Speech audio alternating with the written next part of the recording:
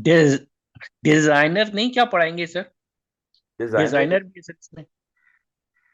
Designer हमारे course में तो नहीं था। नहीं है, लेकिन मैं पूछ रहा हूँ सर आपसे सिर्फ।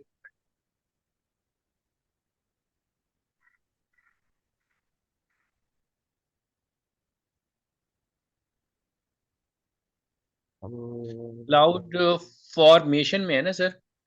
डिजाइनर का भी ऑप्शन है उसमें, तो उससे भी काफी विजुलाइज हो जाता है। मैंने आप नोट्स के बारे में कुछ वगैरह दी थी। जी। जो जो कॉलेज वगैरह तो मैंने उस क्लास में समझा दिए थे डिजाइनर के, कि डिजाइनर से आप किस तरह चीजों को लेके चल सकते हैं, डिजाइनर कितना आपको हेल्प करता है। तो डिजाइनर तो यस सर। जो डिजाइनर का जो ओवरव्यू था वो तो हो गया था। बाकी क्लाउड फॉर्मेशन के लिए आप लोगों ने प्रैक्टिस की होगी क्लास के बाद। जी तो जल्दी से अगर क्वेश्चंस वगैरह तो पूछने, फिर हम क्लास स्टार्ट करेंगे तो बाकी लोग भी ज्वाइन कर लें। सर, क्वेश्चन ये है कि कैबरनीटिस का सर फिर काम इसमें क्या रह जाएगा अगर हम ECS यूज हम कर रहे हैं? बात तो सर एक ही हो रही है, क्योंकि वो थर्ड पार्टी है कैबरनेटीज। और अगर हम AWS का ही यूज हम ईसीएस करें। ईसीएस आपको सर्विस और Yes, sir. कंटेनर नंबर बनाने दे रहा है, जिस तरह हम डॉकर के अंदर बनाते थे। जी। आप ईसीएस के अंदर वो काम करें जो आप डॉकर के अंदर करते थे। जब हम उसको थोड़ा सा और ऊपर लेके जाते हैं पॉड्स के लेवल पे, तो फिर एडब्ल्यूएस की सर्विस है EKS, इलास्टिक क्यूबिलिटी सर्विस। वो काम है, वहां पे काम है क्यूबिलिटीज का। सर, ये ECS में और कैबरनेटीज में फर्क क्या है फिर? देखिए, ईसीएस आपके कंटेनर्स, आपका जो, अगर आप Q1 के अंदर जब आप लोग पढ़ रहे होंगे तो पहले जी सर, पढ़ाया गया पढ़ा था है। कि डॉकर के डॉक्टर। अंदर जो जो चीजें आप लोग डॉकर के साथ कर सकते थे वो आप लोग कर सकते हैं ECS के अंदर। तो फिर अब डॉकर के बाद क्यूबिलिटी की जरूरत क्यों पड़ी? ऑर्केस्ट्राइजेशन करने के लिए सर। ऑर्गेनाइजेशन तो जो है डॉकर पे हो रही है, क्योंकि डॉकर कर रहा है कंटेनराइजेशन सर वो तो डॉकर है ना, स्वाम है सर। तो जो एग्जैक्टली तो वो जो, डॉकर तो सिंपल कंटेनर बना रहा है ना सर। लेकिन डॉकर ने तो बना दिया कंटेनर, आपने उसको मैनेज कर लिया। अब जी। आपको जो वो स्वयं वाले काम करने हैं वो तो आप ECS के अंदर कर नहीं सकते, या हम्म। कर सकते हैं। सर यही है ना चीज, मुझे थोड़ा सा कंफ्यूज कर रही है सर। बस थोड़ा सा अगर आप क्लियर कर देना। देखिए, ECS के अंदर आप जो है एक टास्क बना सकते हैं, एक सर्विस बना सकते हैं, जिस तरह आप जो है अपना डॉकर के अंदर करते थे कि आपने जो है इमेज से जो है कंटेनर बनाया, या जो है डॉकर कंपोज की फाइल यूज करते हुए मल्टीपल कंटेनर्स बना लिए, एक पूरी से अपना सर्विस बना ली। इसके बाद आता है कम्युनिटीज। और ऑर्केस्ट्रेशन। ठीक है सर। देखिए, ऑपरेशन तो हो गई आपकी यहीं पर ही, डॉगर के अंदर ही, कि डॉगर ने ठीक। आपकी OS वाली चीजें और वो सारी चीजों को रिमूव कर दिया, कि आपके पास कोई एक्स्ट्रा डिपेंडेंसी नहीं है, सिर्फ आपकी एप्लीकेशन का कोड है और उसकी एप्लीकेशन की डिपेंडेंसीज हैं बस।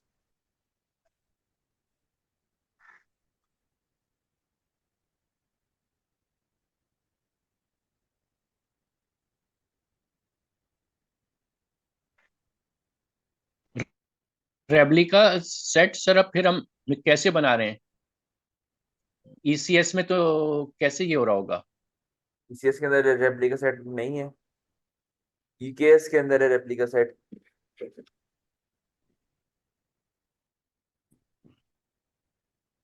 ठीक है फिर। ECS के अंदर क्या है, ECS के अंदर हमारे पास जो है लोड बैलेंसिंग का ऑप्शन है। जब हम लोग जो है कंटेनर्स बना रहे थे, जब मैं आप लोगों को लास्ट क्लास में इसे सिखा रहा था, तो उसके अंदर हमारे पास एक ऑप्शन था कि हमें कितने जो है मिनिमम और कितने मैक्सिमम रखने हैं। ठीक है। ताकि ये है कि अगर जब ऑटो स्केलिंग के लिए बेसिकली, कि जैसे ही लोड बढ़े तो जो है वो जो है उसको जो है स्केल अप कर दे, वरना स्केल डाउन कर दे।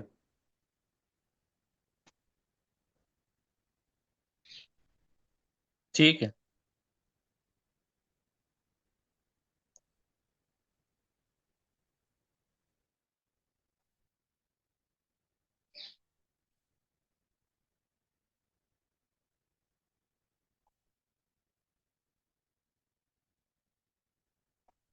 ओके सर, आपसे सर एक रिक्वेस्ट भी की थी कि एक आप मिनी प्रोजेक्ट सर करवा दीजिए इसी में, AWS में 3 टीयर के ऊपर, तो सर ये बहुत सी बातें क्लियर हो जाएगी।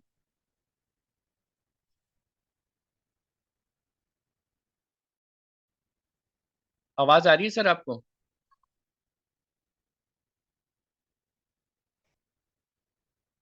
जी देखें, मैंने इसका आप लोगों को बोला था कि ये वाली चीज हम लोग रखेंगे लास्ट क्लास के लिए। आज सर है हमारी आज सेकंड लास्ट क्लास। लास्ट है सर, 12th है। आज है हमारी सेकंड लास्ट क्लास। ठीक है सर। सर मतलब अ, एक एक क्लास में इसके इतना बाद कुछ हो जाएगा आज सर? आज के जो हमारे टॉपिक्स हैं वो सारे मेनली अपने थ्योरी के टॉपिक्स हैं। आज हमारे प्रैक्टिकल के कोई टॉपिक्स है नहीं इतने ज्यादा।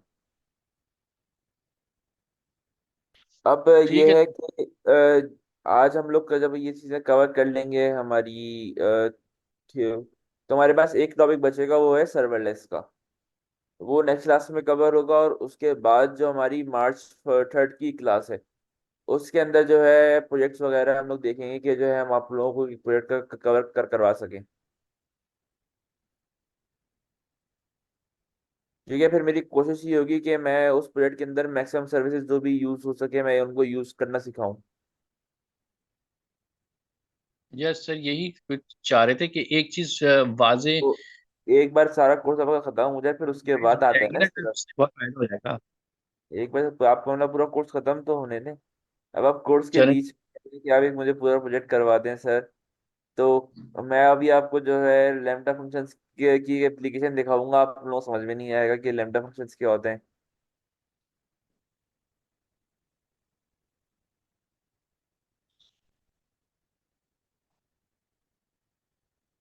चलिए सर, स्टार्ट कीजिए सर क्लास।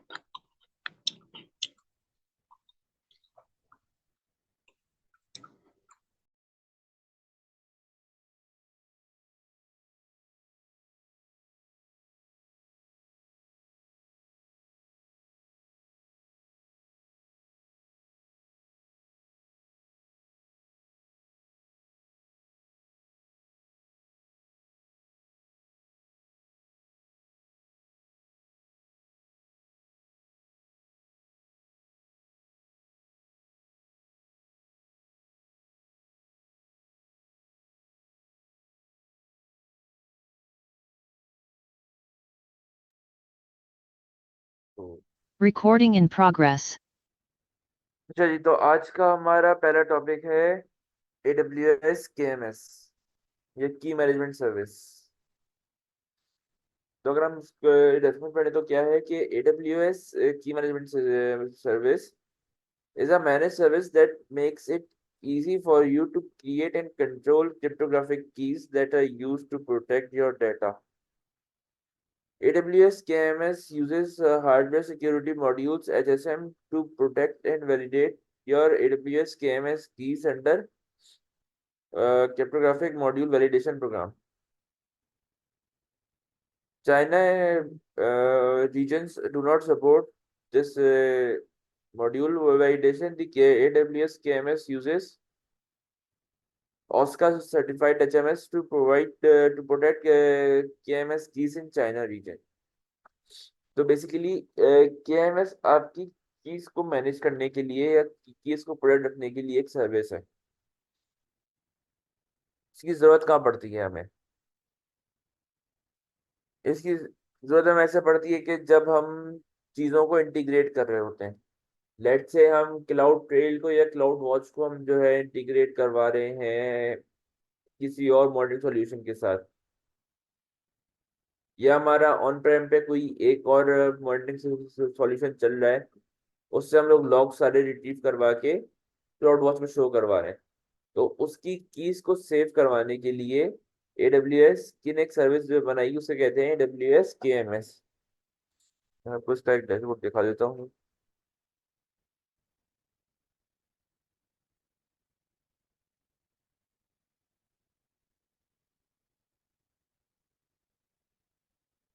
नहीं, यहाँ मेरे पास आ रहा है क्रिएटर की। मैं यहाँ पे बता सकता हूँ कि मुझे किस तरह की चीजें चाहिए, साइमेट्रिक चाहिए या एसाइमेट्रिक चाहिए, यूसेज क्या है। अब ये करेगा क्या कि ये मुझे जिस तरह हम लोग पुटी के अंदर की जनरेट करते थे, पब्लिक और प्राइवेट की, उस तरह मुझे जनरेट करके दे देगा और उसको फिर ये अपने पास रखेगा। तो फिर हमारे पास जो की वैलिडेशन के लिए जो है हमारी सर्विस को आना होगा KMS के पास अपनी की को वैलिडेट करने के लिए। मैं अगर इसको नेम दे दूं,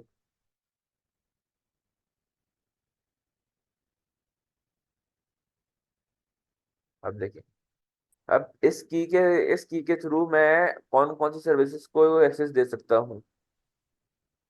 ये सारे बस रोल्स आ रहे हैं।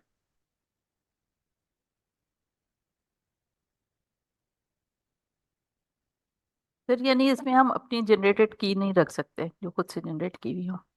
आप कहने की जो अपलोड करने के लिए नहीं, ओके। आप लोड नहीं कर सकती, आपको जो है यहीं से जाके जनरेट करनी होती है। तो दो ऑप्शन देता है कि जो है मैनेज्ड की और AWS मैनेज्ड की और कस्टमर मैनेज्ड की। AWS मैनेज के अंदर देखें मेरे पास दो कीज आ गई यहाँ पे। एक आ गई SNS की, ये उसने बाय डिफॉल्ट ऑटोमेटिकली जनरेट कर दी थी कि मेरी जो भी वो क्या कहेंगे कम्युनिकेशंस हो रही थी, SNS जो भी ऐसे चीज कम्युनिकेट कर रहा था वो जो है इनक्रिप्टेड हो। ऐसा ना हो कि जो है कोई ऐसी सेंसिटिव इंफॉर्मेशन मैं जो हूँ SNS के थ्रू जो है ईमेल के अंदर या जो है मैसेज के अंदर भेजूं और वो जो है डिक्रिप्टेड हो और वो जो है उस पे एक सिक्योरिटी रिस्क रहता है। तो उसने ये एक ऑटोमेटिक की जनरेट की थी जो कि उसको फिर AWS खुद ही मैनेज करता है, इसलिए जो है AWS मैनेज कीज के अंदर आ रही थी।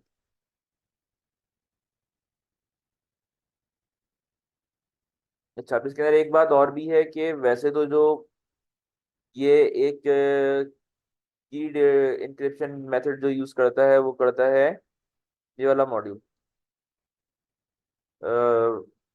क्या था ये था FIPS 140-2। लेकिन इसका मसला ये है कि ये जो है चाइना में सपोर्टेड नहीं है। तो जो चाइना की रीजन है, चाइना की रीजन के अंदर ये जो है यूज करता है ऑस्का का। ऑस्का क्या है? ऑस्का जो है चाइनीज गवर्नमेंट का अपना एक टूल है। थोड़ा सा मैं पढ़ भी नहीं सकता।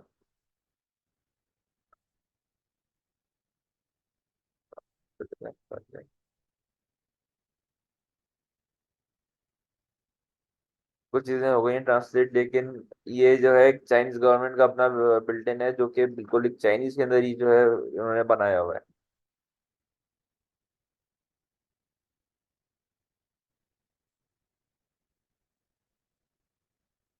तो अभी हमारे पास ऐसा कोई इसका कोई यूज केस है नहीं कि जो इसकी मैं कोई लैब करवा सकूं।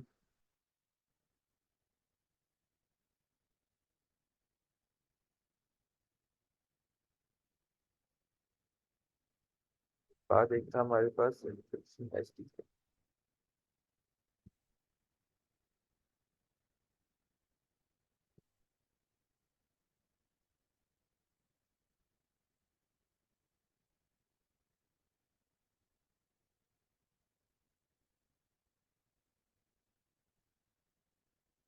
अब हम सिक्योरिटी के अंदर ही एक और चीज होती है इंक्रिप्शन SDK।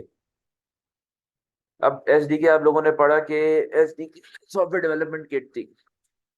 तब इंक्रिप्शन SDK क्या है?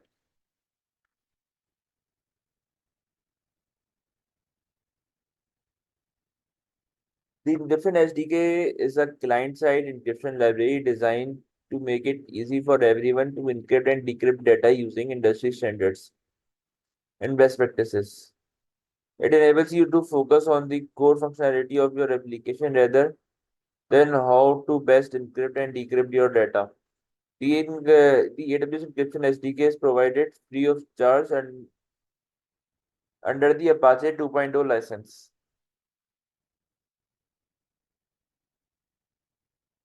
अब आपने अपनी एप्लीकेशन का कुछ डाटा जो है एनक्रिप्ट करवाना है, लेट से यूजर्स का डाटा है, तो उसके लिए आप जो है एनक्रिप्शन एसडीके भी यूज कर सकते हैं AWS का। जैसे अलग अलग टूल्स होते थे, आप लोग अपने एप्लीकेशन से यूज करते हैं अलग अलग किस्म के टूल्स, तो उसी तरह जो है एक ये भी है एनक्रिप्शन एसडीके भी जो है इसी तरह के टूल है, जो कि आपकी एप्लीकेशंस के अंदर आप जो है उसे यूज कर सकते हैं इनक्रिप्ट कर डाटा को इनक्रिप्ट और डिक्रिप्ट करवाने के लिए।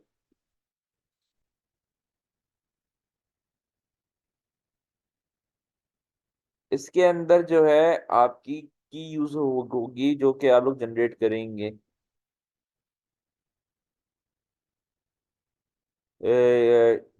KMS के अंदर। तो KMS का जो है लिंक है बेसिकली इसके अंदर इनक्रिप्शन एसडीके का जो एक वो है डिपेंडेंसी वो होती है KMS पे। तो KMS की कीज को यूज करते हुए ये जो है डाटा को इनक्रिप्ट और डिक्रिप्ट करता है।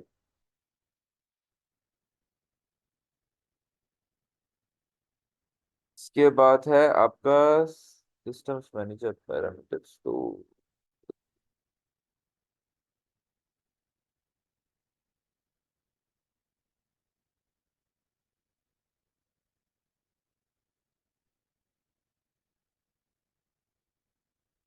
parameter store, a capability of AWS System Manager, provides secure hierarchical storage of configuration, data management, and secrets management. You can store data such as passwords, database strings, Amazon Machine AMI IDs, and licenses stored as parameter value.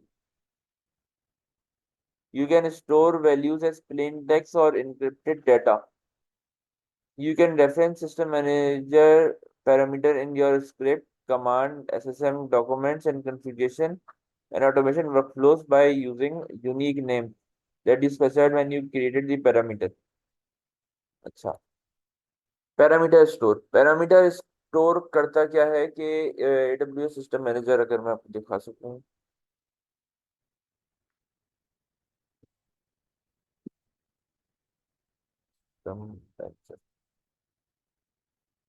AWS की service होती है system manager की।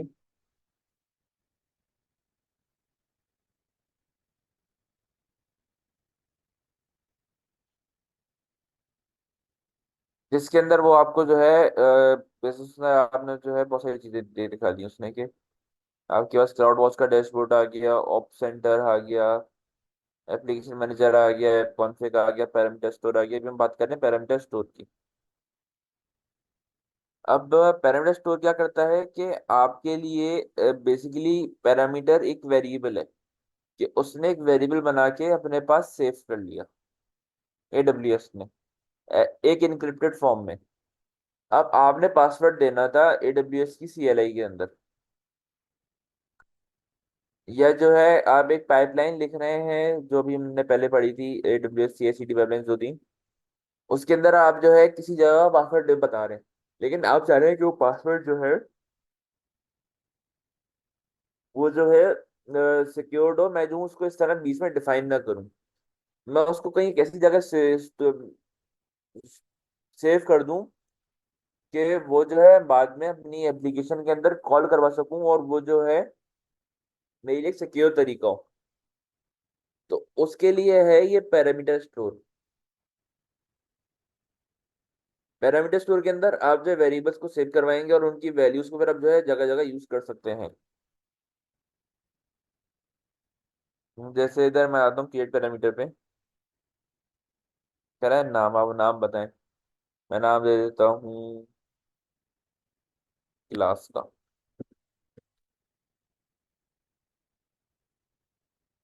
अब देखें इधर वो मुझसे पूछे टीयर स्टैंडर्ड है या एडवांस है। उसके बाद पूछे टाइप, टाइप क्या है, स्ट्रिंग है, लिस्ट है, या जो है सिक्योर स्ट्रिंग है। स्ट्रिंग लिस्ट के अंदर आप कह सकते हैं कि एक एरे है डाटा का। जो सिक्योर स्ट्रिंग है उसके अंदर क्या है, encrypt sensitive data using KMS keys for your account और अनदर। अब देखिए मैं जैसे ही आया सिक्योर स्ट्रिंग में, वो कह रहा है कि माई करंट अकाउंट, उसने पूछा आपको कौन सा की यूज करना है। शायद वो कह रहा है कि आपने कौन सी की यूज करनी है।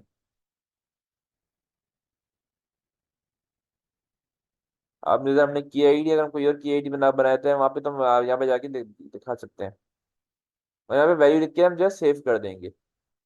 फिर हम उस जो वैल्यू है उसको जो है हम लोग अपनी एप्लीकेशंस के अंदर कॉल करवा सकते हैं।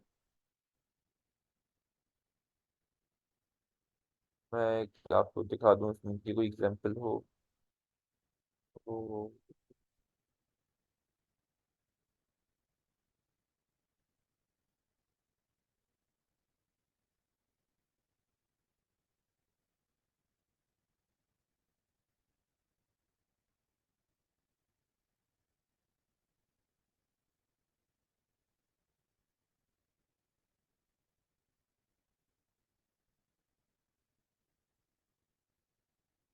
अच्छा, ये देखें, इधर इन्होंने एक एग्जांपल दी हुई थी कि इन्होंने क्या किया, इन्होंने डोमेन का नेम रखा, डोमेन का जो है यूजर नेम रखा।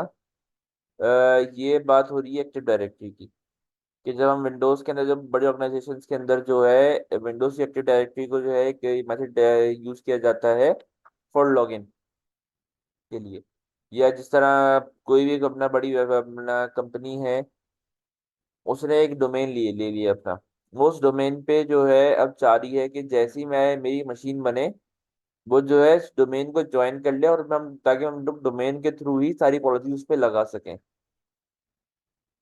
तो हमने क्या किया, हमने जो है सिस्टम पैरामीटर्स के अंदर जाके सारी चीजें डिफाइन कर दी। Domain name, domain join user name, और डोमेन ज्वाइन पासवर्ड।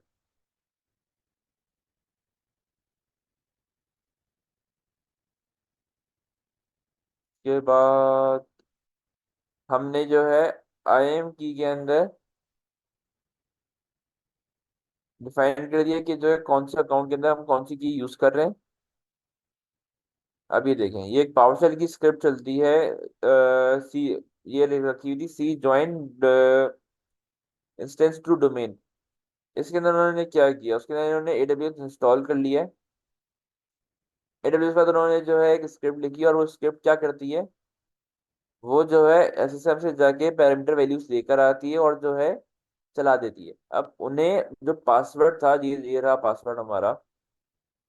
अब उन्हें ये वाला पासवर्ड जो है बार बार डिफाइन करने की जरूरत नहीं है, या मेन स्क्रिप्ट में लिखने की जरूरत नहीं थी। अब जैसे ही उनका जो भी सिस्टम एडमिनिस्ट्रेटर था, उसने जाके एक बार पासवर्ड सेव कर दिया है आपके जो आपका एसएसएम स्टोर था, पैरामीटर स्टोर, आपका जो भी आपका पैरामीटर स्टोर के अंदर जाके उसने जो है वैल्यू सेव कर दी। उस वैल्यू को फिर जो है यहाँ पे अब कोई भी जो डेवलपर बैठा हुआ काम कर रहा है, सिर्फ डेवलपर को पासवर्ड बताने की जरूरत नहीं है, क्योंकि उसने कह दिया भाई मेरा ये मैंने इस नाम से पैरामीटर सेव किया हुआ है, इस नाम से आप बस इस नाम से आपको जो है वैल्यू वैल्यू आ जाएगी आपके पास। उसने ऐसा करके पासवर्ड जाके यहाँ पे सेव कर दिया था पैरामीटर स्टोर में। तो ये हमारी हेल्प करता है पैरामीटर स्टोर रियल वर्ल्ड में। इसके बाद एक है एसटीएस।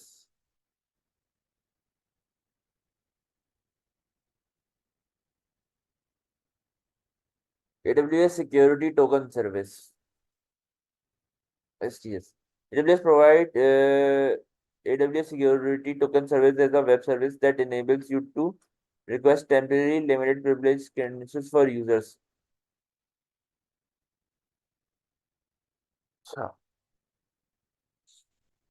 तो STS क्या करता है आपके लिए? STS ये करता है कि आपने अपनी एप्लीकेशन के अंदर, या फिर लेट से आपने एक एप्लीकेशन बनाई, डेवलपर्स बैठे हुए एक एप्लीकेशन बना रहे हैं, उसके अंदर वो एसडीके यूज कर रहे हैं। एसडीके को उन्होंने अपने अकाउंट से, जो उनके पास डेवलपर का अकाउंट था उससे जो है वो लोग कन्फिगर कर रहे हैं, लेकिन उनके पास एरर आ रहे हैं। तो उन लोगों ने रिक्वेस्ट की है आपसे कि जो हमारे अकाउंट के टोकन है उससे जो है एक मसला आ रहा है, तो आप हमें अगर कोई एक और अकाउंट दे सकें, या हम हमारे अकाउंट पे परमिशन बढ़ा सकें, तो ये तो हो जाएगा एक बड़ा मसला कि जो है क्यों अपना बढ़ाना, या जो है जरा जो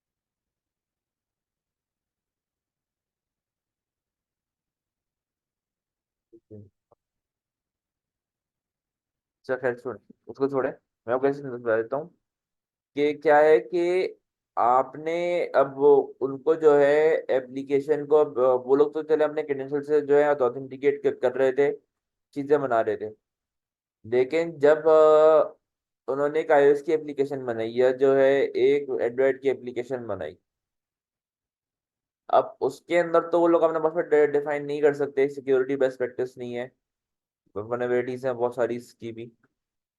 तो फिर वो लोग क्या करेंगे, वो लोग एसडी से जाके टोकन जनरेट करेंगे, जो कि वो लोग यूज करेंगे ऑथेंटिकेशन के लिए। ये तब काम आता है कि जब आपके सर्विस अकाउंट होते हैं, सर्विस अकाउंट के लिए आप जो है टोकन जनरेट करवाते हैं उनको ऑथेंटिकेट करवाने के लिए। मैं अगर दिखा सकूं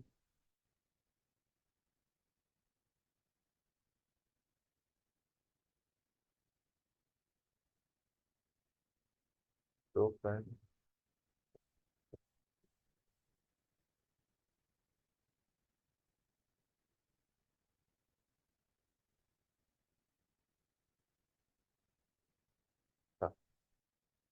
मेरे पास ये शो नहीं कर रहा।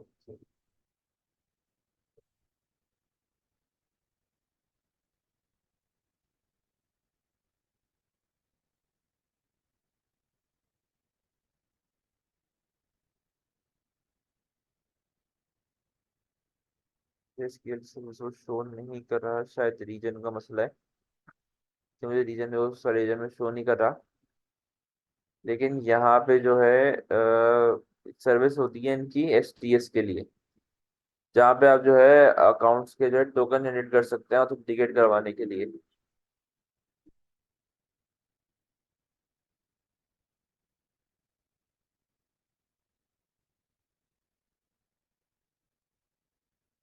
ये थी अमेजोन की 4 सर्विसेज जो कि सिक्योरिटी के लिए एज अ डेवलपर आप लोगों को पता होनी चाहिए है, जो आप लोग यूज करते। आप लोगों से इनके बारे में क्वेश्चंस हो सकते हैं पेपर के अंदर,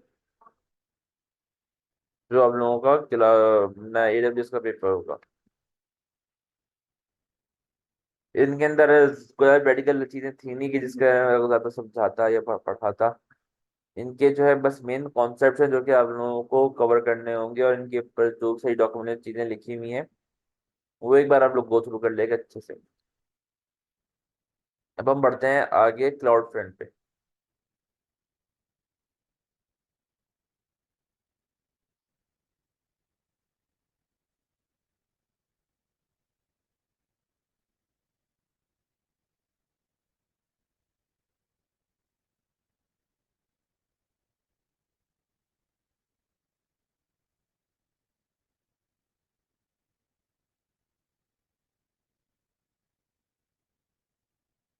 अच्छा जी, Amazon CloudFront is a web service that speeds up distribution of your static and dynamic web content such as .html, .css, .js, and image files to your users.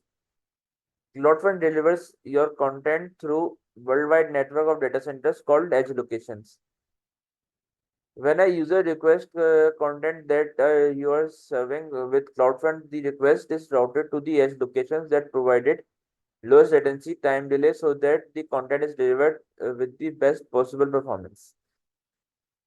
अच्छा, जब हम लोग स्टार्टिंग में AWS क्लाउड के बारे में पढ़ रहे थे तो जो है मैंने और बताया था कि जो है इनके जो एबिलिटी जोन्स हैं वो भी कम है, जो इनके एज लोकेशन हैं वो ज्यादा बहुत ज्यादा है। एज लोकेशन वो होते हैं कि जहाँ पे इनके डाटा सेंटर्स तो होते हैं, लेकिन वहां पे वो लोगों के पास कोई वहां से ये लोग जो है कोई सर्विस आप लोगों को देते नहीं है। वो इन लोगों ने अपनी स्पीड के लिए या जो है अपने कंटेंट के लिए रखे हुए होते हैं।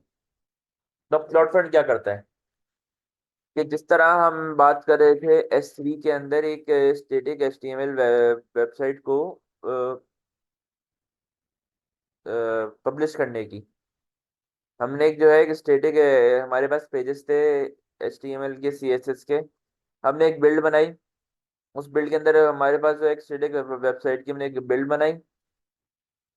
वो हमने जो है लेट से S3 पे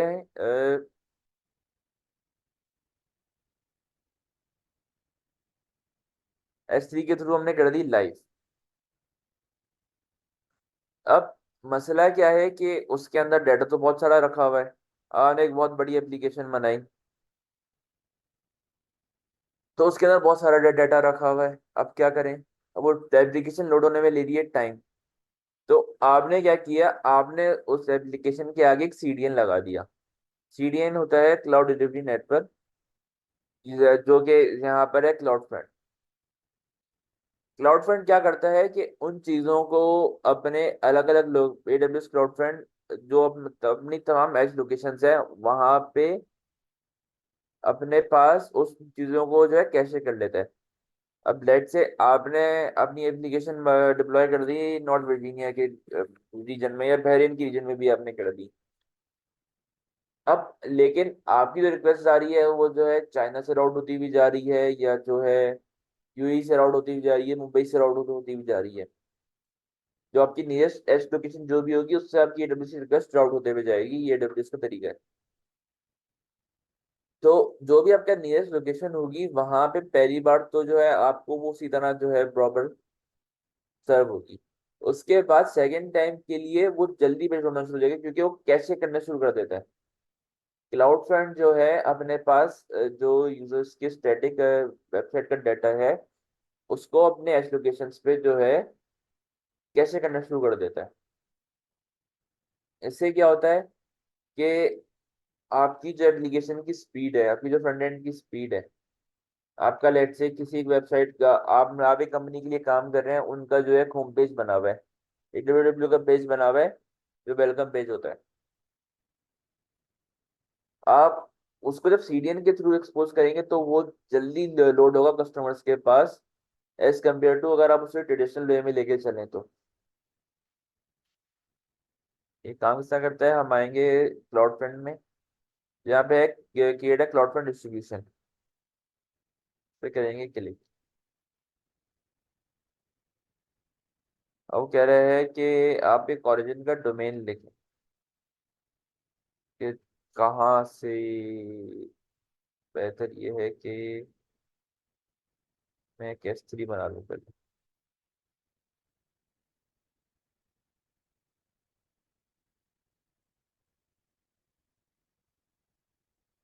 S3 बनी है मेरे पास काफी सारी।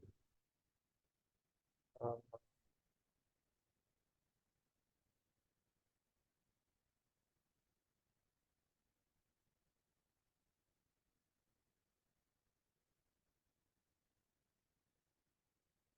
चला सकते हैं इस पर।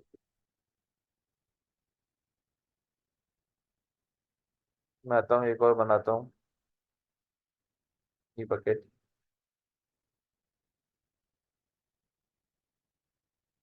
मैं उसको अपने ही जरूरत में मैंने सारी चीजें रखी हुई है अपनी।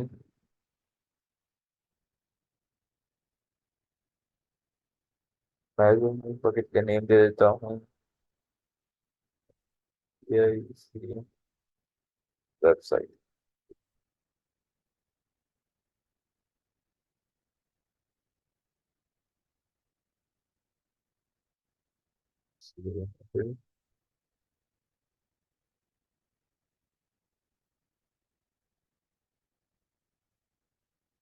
कर देता हूँ कि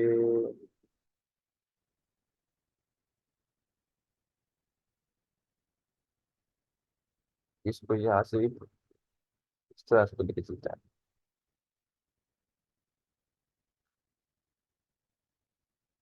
ये डिलीट कर दिया। अच्छा, ये देखें यहाँ पे आ गया वही इंक्रिप्शन का कि आप किस तरह एन्क्रिप्ट करवाना चाह रहे हैं। आप केएमएस के ये सारी कीज जो है AWS के ये देखें। S3 managed keys, server side encryption with AWS key management service keys, dual layer server side encryption with AWS key management service keys. तो यहाँ पे भी जब वो डाटा अपने पास सेव कर रहा है तो उसको एन्क्रिप्ट करके सेव करता है, जो वो दिखाता है, जो वो करता है वेबसाइट पे।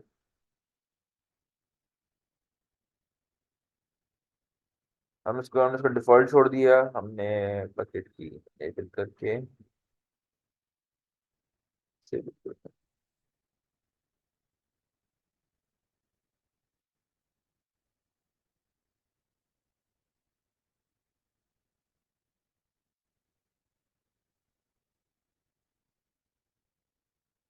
हम आगे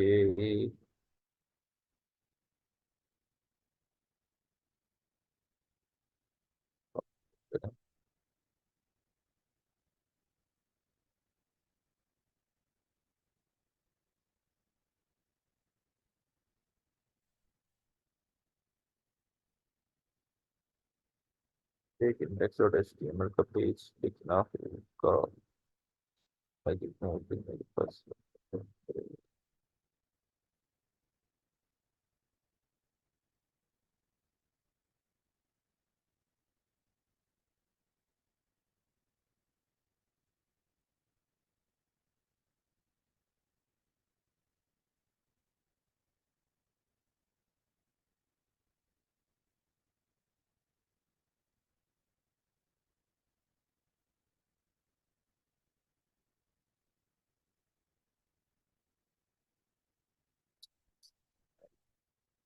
मैं एक बना लेता हूँ पेज।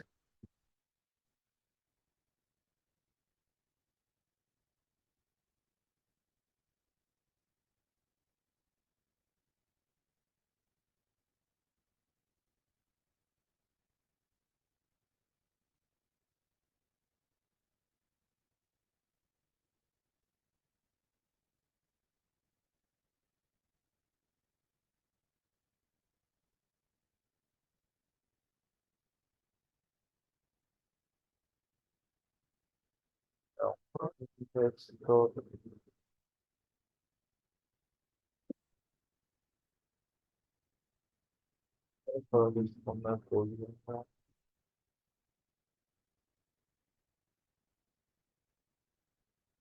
EIELC सही सबके टाइप देते हैं। चलो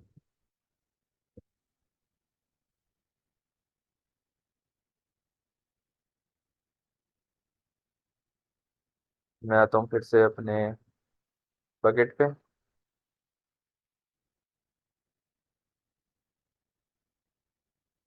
और यहाँ से यहाँ पे जो है इसको मैं अपलोड कर देता हूँ।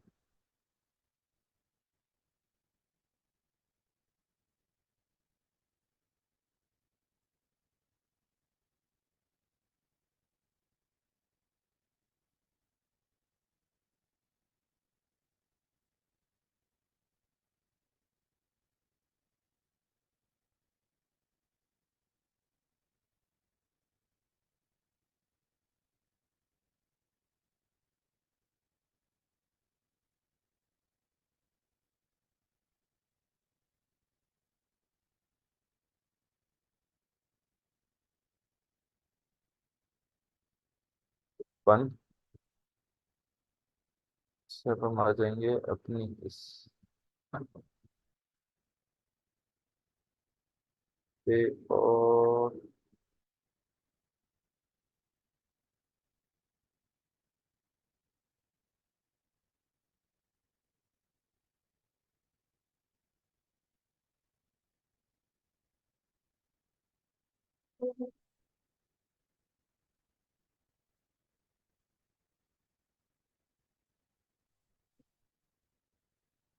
अच्छा,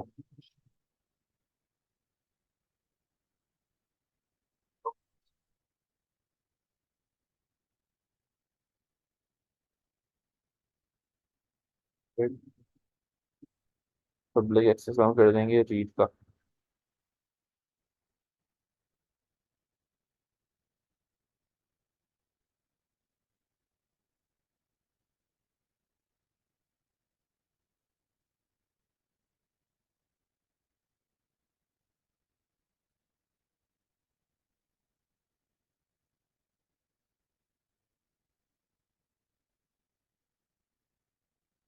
हम आते हैं क्लाउड फ्रंट पे। आ गया हमारा क्लाउड फ्रंट।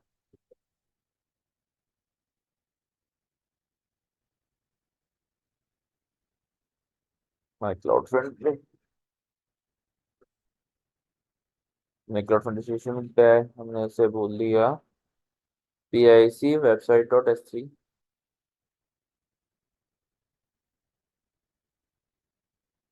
जस्ट ने यही नेम उठा लिया हमने। सारा है देखिए यहाँ पे है हमारे पास SSD का। हमने से यहाँ पे कर दिया पब्लिक। कैशे के अंदर डिफॉल्ट हमने रख दिया कि भाई सबको सबको जो है कैशे कर ले। हमने जो है गेट का जो है HTTP मेथड इसे अलाउ किया है इस CDN को।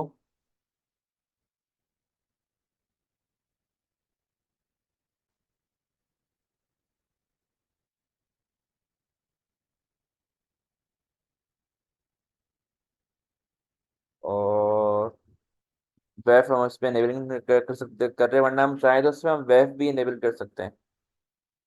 वेफ होती है web web web application firewall.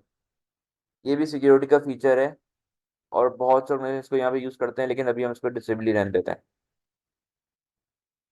बाकी चीज़ों चीज़ों को जो है रहने के देंगे इधर क्या रहा है यूज ऑल एज लोकेशन, या आप कौन सी चीज करना चाह रहे हैं। हम ऑल एज लोकेशन करवा देते हैं।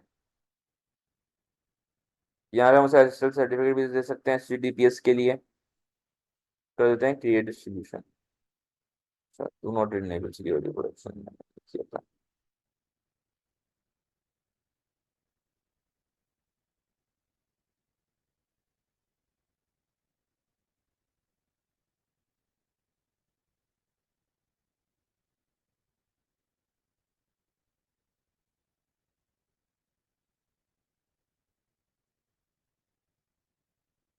अब ये जो है डिप्लॉय हो रहा है, तो डिप्लॉय होने देते हैं।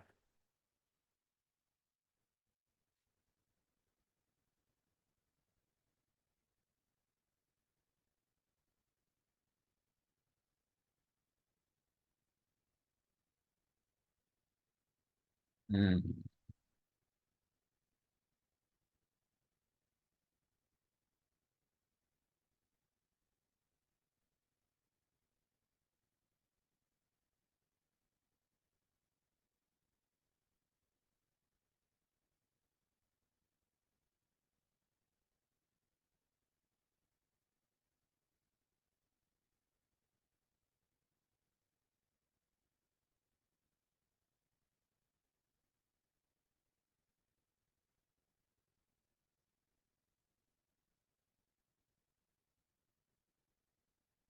ये देखिए, हमारे पास वो वाला पेज जो है, यहाँ पे हमारे पास S3 जो है पब्लिक नहीं थी।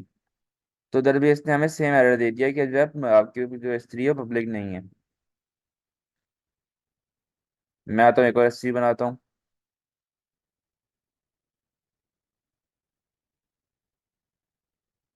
तो मैं बोल देता हूँ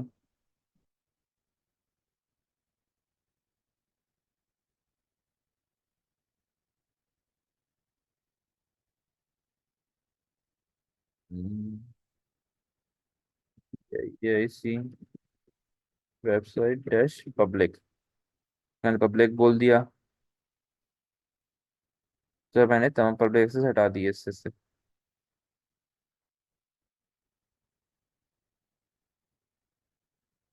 इनेबल की है और क्रिएट बकेट।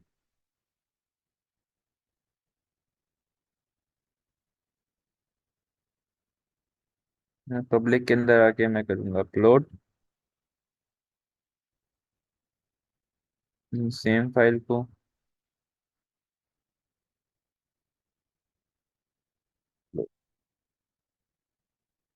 अब जब मैं ये वाली वेबसाइट अपनी खोलूंगा तो मेरे पास ये खुल जाएगी।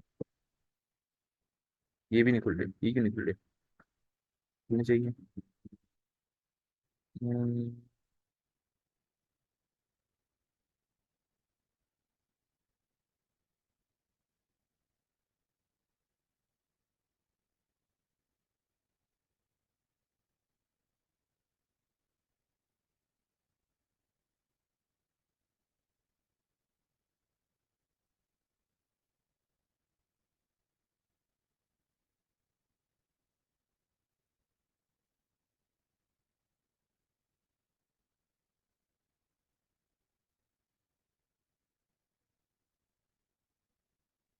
अच्छा, मसला हमारे पास आया था बकेट ऑनर इन्फोर्स ACL के अंदर हमारे पास इशू आ रहा था। मैं एक मिनट जरा इशू कर दूँ।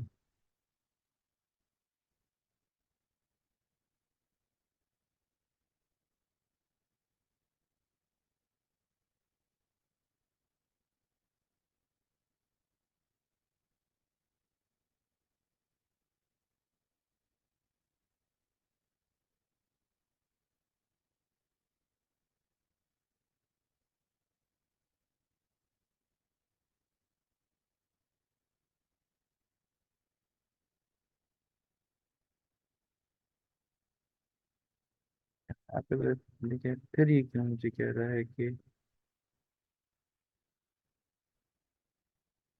आप उसको एक्सेस नहीं कर सकते हैं? क्या चीज़ मैं मिस कर रहा हूँ?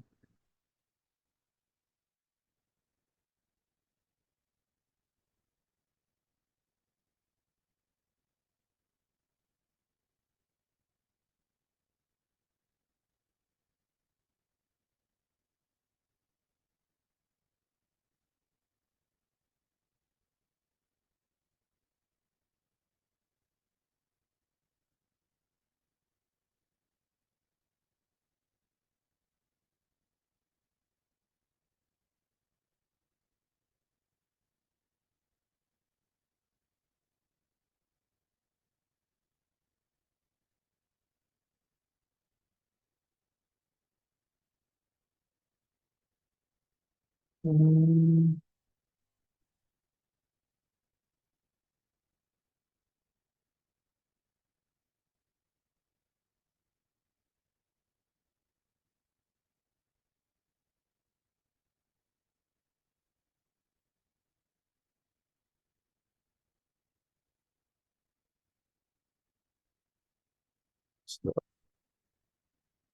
यहाँ भी क्या कह रहा है कि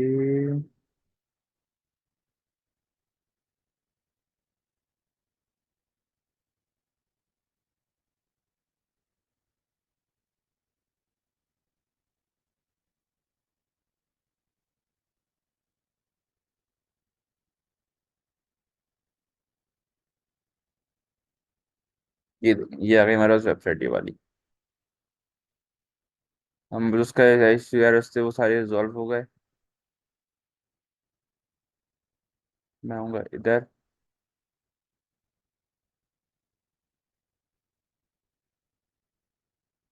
अब ये वाली जो वेबसाइट मेरे पास ओपन हो रही है ये हो रही है क्लाउड फ्रंट से, S3 से नहीं हो रही।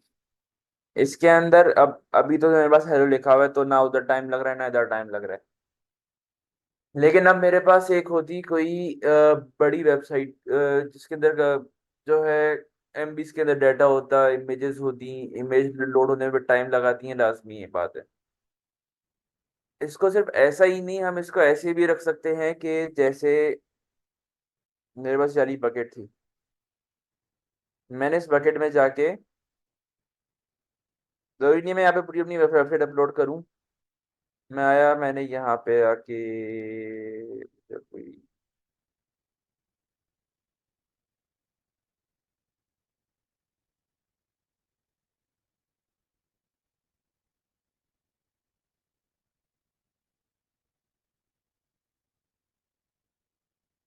देखिए लेट से मैं जो हूँ AWS की साइट का एक रेप्लिका बना रहा हूँ, या मुझे AWS वालों ने हायर कर लिया कि आप हमारी वेबसाइट बनाएं, ओके, या किसी को भी हायर कर लिया।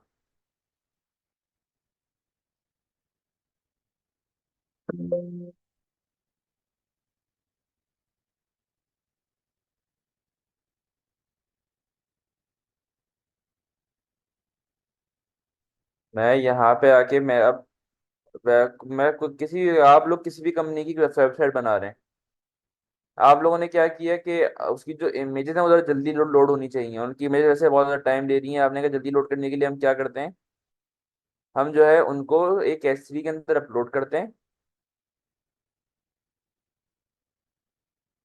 और फिर हम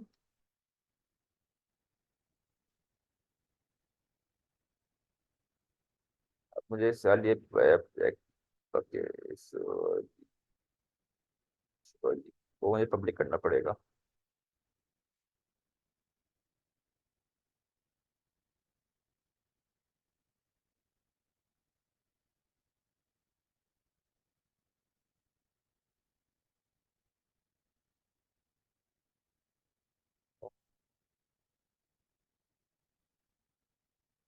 नेक्स्ट पर हो गया।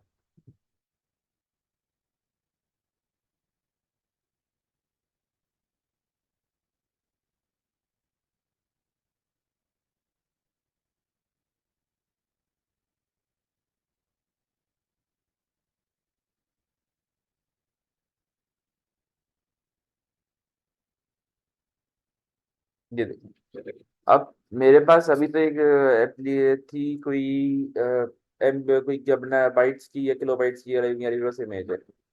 अब मेरे पास एक हाई डेफिनेशन इमेजेस रखी हुई हैं मेगाबाइट्स की, जो कि मुझे अपनी वेबसाइट में इंटीग्रेट करवानी है। अब मैं उन अगर वेब जो वो हैं इमेजेस, उनको मैं यहाँ पे अपने पास अपनी एप्लीकेशन के अंदर कोड के अंदर रखता हूँ। 10 इमेजेस इमेजेस है मेरे पास 4 MB की, क्योंकि अक्सर हमने देखा होगा कि वेबसाइट्स के अंदर जो है करियर्स का ये जो है टीम्स का एक वो बना हुआ होता है पेज अलग से ना। तो टीम के अंदर लेट से 10 बंदे हैं, हर एक बंदे की इमेज के साइज है 4 MB। तो आपकी एप्लीकेशन का कोड 40 MB तो ऐसे ही बढ़ गया सिर्फ उनकी इमेजेस से, आपकी एप्लीकेशन हैवी होना शुरू हो गई। तो अब आप क्या करोगे, आपने जो है उन उस 40 MB को आपने अपलोड करवा दिया S3 पे, और उसको आपने जो है पब्लिक करवा दिया क्लाउड फ्रंट पे, जो क्लाउड फ्रंट से जो है सर्व हो रही है आपके पास। इससे क्या होगा कि उस वाली जो इमेजेस हैं वो जो है AWS के क्लाउड्स पे जगह जगह आपके पास होंगी, एज अ कैसे रखी हुई होंगी एज लोकेशंस पे। और जब भी आपकी एप्लीकेशन, जब भी वो वाली वेबसाइट खुलेगी ना, तो आपकी वाली इमेजेस जल्दी लोड हो जाएंगी, वो इमेजेस लोड होने में टाइम नहीं लेंगी, क्योंकि वो कैसे से सर्व हो रही है। ये फायदा है क्लाउड फ्रंट का हमारे पास। हाँ जी, तो क्लाउड फ्रंट में किसी को क्वेश्चन?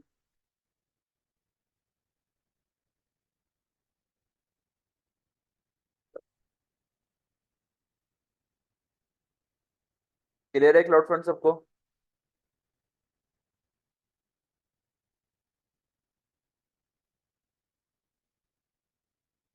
मेरी आवाज आ रही है?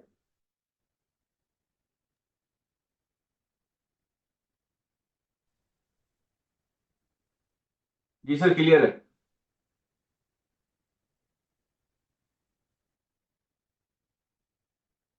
तो पढ़ते हैं आगे।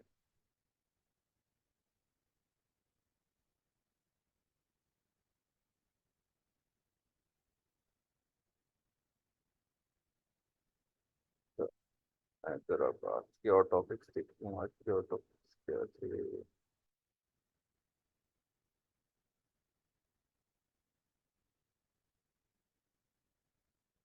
आज हमने अब करना है next topic, red shift.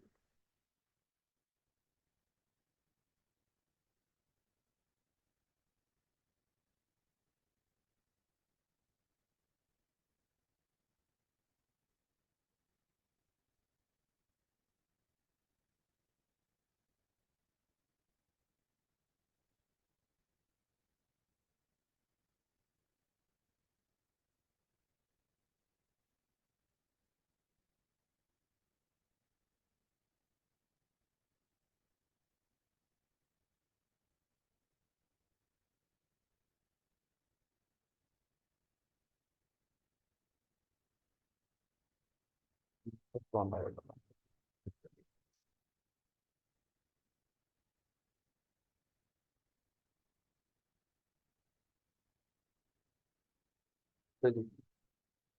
So it Amazon Redshift. Amazon Redshift is a fully managed petabyte scale data warehouse service in cloud.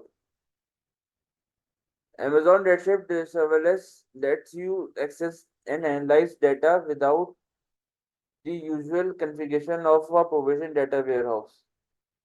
Resources are automatically provisioned and the data warehouse capacity is intelligently scaled to deliver fast performance for even the most demanding and unpredictable workloads.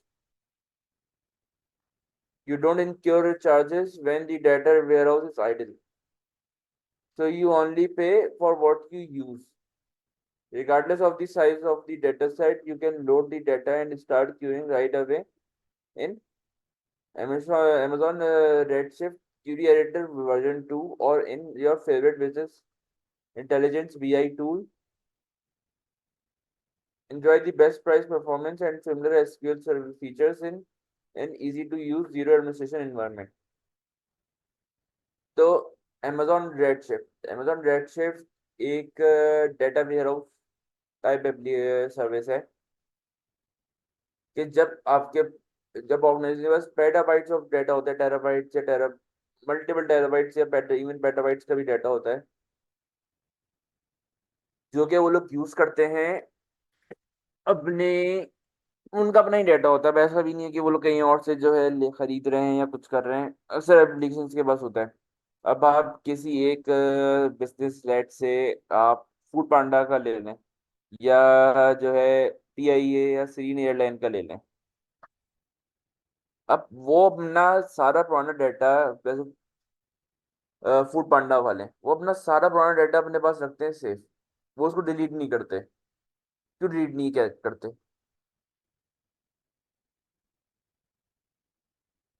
ताकि वो जो उनको पुराना data है, वो उसकी मदद से वो लोग जो है करते हैं एनालाइज चीजों को, कि उनके पास एक ट्रेंड बन रहा होता है कि जो है किस टाइम पे यूजर्स कहाँ पे क्या मंगवा रहे हैं, कौन से रेस्टोरेंट जो है कहाँ पे किस तरह किस वक्त ट्रेंड कर रहे हैं।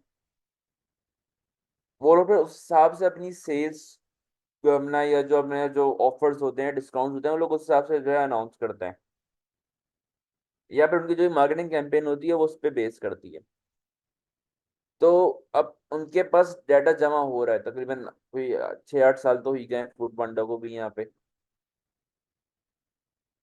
वो सारा डाटा अपने पास सेव कर रहे हैं। अब क्या होता है कि उनके पास एक डेवलपर्स की टीम बैठी हुई होगी, जिन्होंने जिन्होंने उनको एक कॉन्फ़िगर करके दिया हुआ होगा कि हमारे पास जो भी हमारी एप्लीकेशन से डाटा आ रहा है सारा इसके अंदर सेव होता रहे। मैं इधर आ जाऊँ, तेरे को दिखा भी दूँ उसका कंसोल।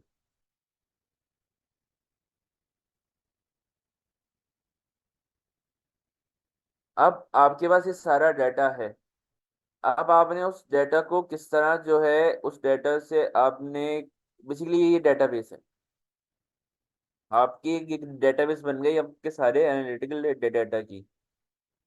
फिर एक इनका होता है ये क्यूरी एडिटर, या BI टूल्स होते हैं, बिजनेस इंटेलिजेंस टूल्स, जिसके अंदर आजकल पावर BI जो माइक्रोसॉफ्ट का है, वो बहुत ज्यादा ट्रेंड कर रहा है। और भी हैं बहुत सारे, लेकिन जो पावर BI है वो जो है सब ट्रेंड कर रहा है सबसे ज्यादा दुनिया में। आप जो है उन टूल्स के अंदर अपने इस रेडशिफ्ट को जो है इंटीग्रेट करवा सकते हैं। फिर वाले टूल्स क्या करते हैं कि जो है आपको जो डाटा है उन डाटा की एक जो है ग्राफिकल रिप्रेजेंटेशन दे देते हैं, जितना भी डाटा रखा हुआ है। अच्छा, अब इसकी एक खास बात क्या है, ये पेटाबाइट्स ऑफ डाटा है, तो उसकी स्टोरेज के तो पैसे भी अच्छे खासे कटेंगे। अब क्या करें हम? तो अमेजोन कहता है कि भाई आपका जितना भी डाटा हो, मैं पैसे चार्ज नहीं करूंगा। मैं पैसे तब चार्ज करूंगा जब आप उस डाटा को प्रोसेस करवा रहे होंगे, जब आप उस डाटा को जो है अपने पास फेच कर रहे होंगे, या उस डाटा को जो है अपने या जो उस डाटा के अंदर कोई चीज अपेंड कर रहे होंगे, तब मैं आपसे चार्ज करूंगा। मैं यानी जो मेरी वाली सर्विस है ये है only pay for what you use. ये पे एज अ गो वाली नहीं है कि आपने क्लस्टर बना दिया, अब वो आइडल स्टेट पे भी है तो आपको चार्ज होने में लगा हुआ है। ऐसा नहीं है। ये जो है आपको जो है एक वो देता है बेनिफिट अपनी प्राइसिंग में, कि वो कहता है कि मैं सिर्फ उन्हीं चीज़ों के चार्ज करूंगा आपसे जो कि मैं जो कि आप जो है मेरी जब मैं यूज़ कर रहे होगे उस वक्त सिर्फ पैसे मैं चार्ज करूंगा, उसके अलावा मैं आपको पैसे चार्ज नहीं करूंगा। ये एक सबसे बड़ा फायदा है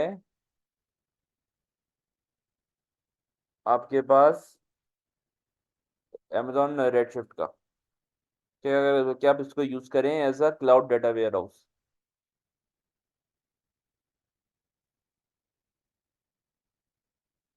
आप जो है इसको मशीन लर्निंग के अंदर भी यूज़ कर सकते हैं, इधर बेनिफिट लिखे हुए हैं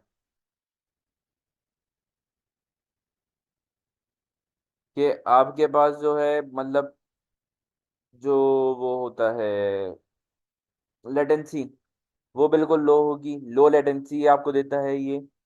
आप इसको जो है आप कोई मॉड्यूल ट्रेन कर रहे हैं, आप जो है उसके अंदर यहाँ से डाटा जो है कि अपने क्यूरी कर सकते हैं और तेज कर सकते हैं। ये इसके यूज केसेस हैं रियल वर्ल्ड के अंदर रेडशिफ्ट के। रेडशिफ्ट के बाद हम बढ़ते हैं आगे, हमारा दूसरा डी है। हमने पढ़ा था SDK, अब हम आते हैं क्लाउड डेवलपमेंट किट पे या CDK पे। ये है क्या? ये है CDK।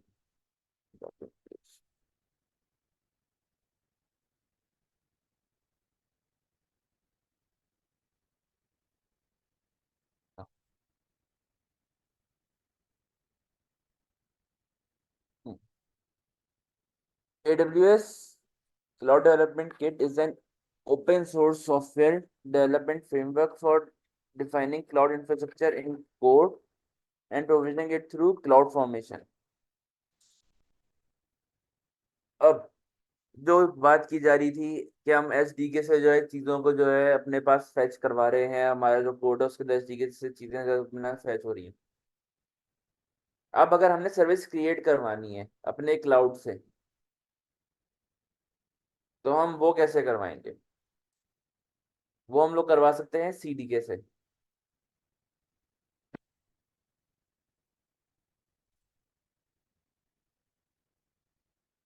सीडीके के दो प्राइमरी पार्ट्स होते हैं, एक है कंस्ट्रक्ट लाइब्रेरी और एक है tool kit.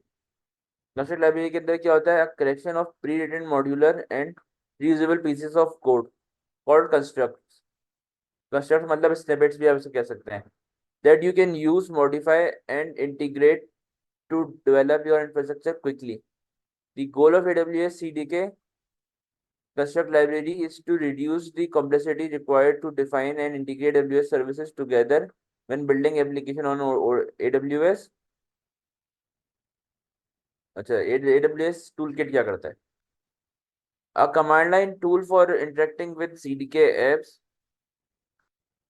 Use the CDK Toolkit to create, manage and deploy your CDK projects। अच्छा, मैं जरा यहाँ पे है।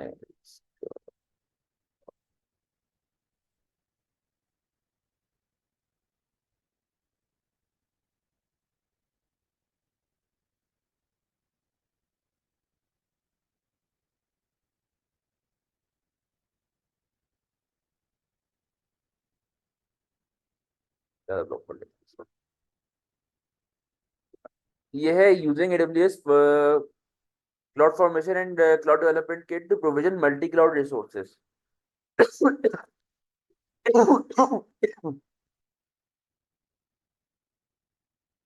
Customers often need to architect solutions to support components across multiple cloud service providers, a need of which may arise if they had acquired a company running on another cloud for functional purposes where specific services provide a differentiated capability।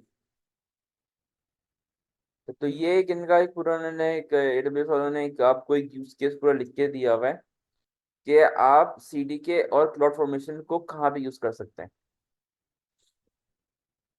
आप एक multi cloud solution बनाने के लिए उसको use कर सकते हैं। Multi cloud solution मतलब कि आपने एक एनवायरनमेंट पूरा AWS पे बनाया, वैसे ही आपने एक पूरा एज्योर पे बना दिया या गूगल क्लाउड पे बना दिया या अलीबाबा भी बना दिया या ओरेकल पे बना दिया, किसी भी वो एक और क्लाउड पे आपने बना दिया, पब्लिक क्लाउड पे।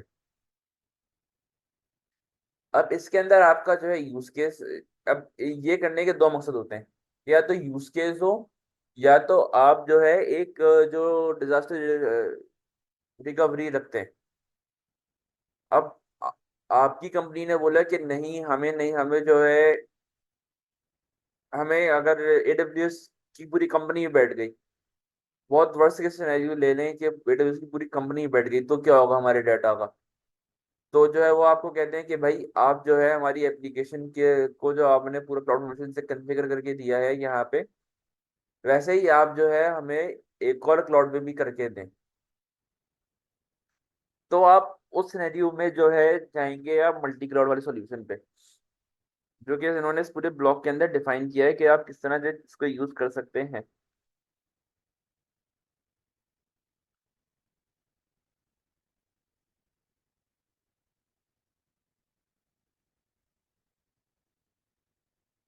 ये बेसिकली एक जो उनका वो था SDK, उसी से रिलेटेड चीज है। बहुत ज्यादा कुछ चेंजेस नहीं है इसके अंदर। मैं फिर डेवलपर गाइड में हूँ, तो मैं उधर ही आ जाऊँगा।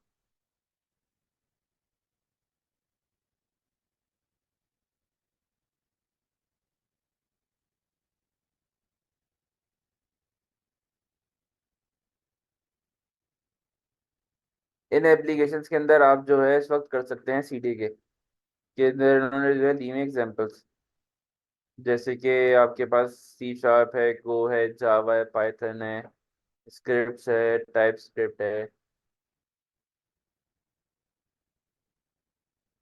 टाइप स्क्रिप्ट के अंदर उन्होंने मल्टीपल चीजें लिखी हुई हैं कि आप जो S3 का अगर बैकअप बनाना चाह रहे हैं, बैकअप S3।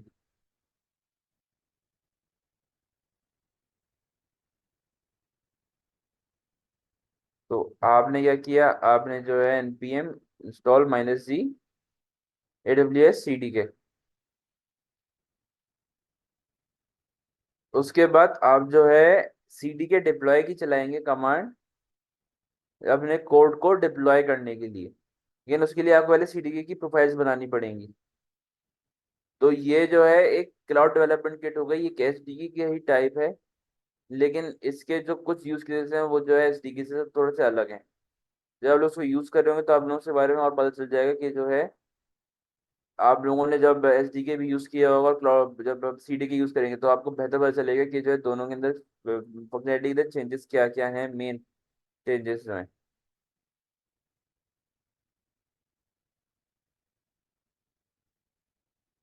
ये लैंग्वेज सपोर्ट कर रहा है TypeScript, JavaScript, Python, Java, C sharp and गो।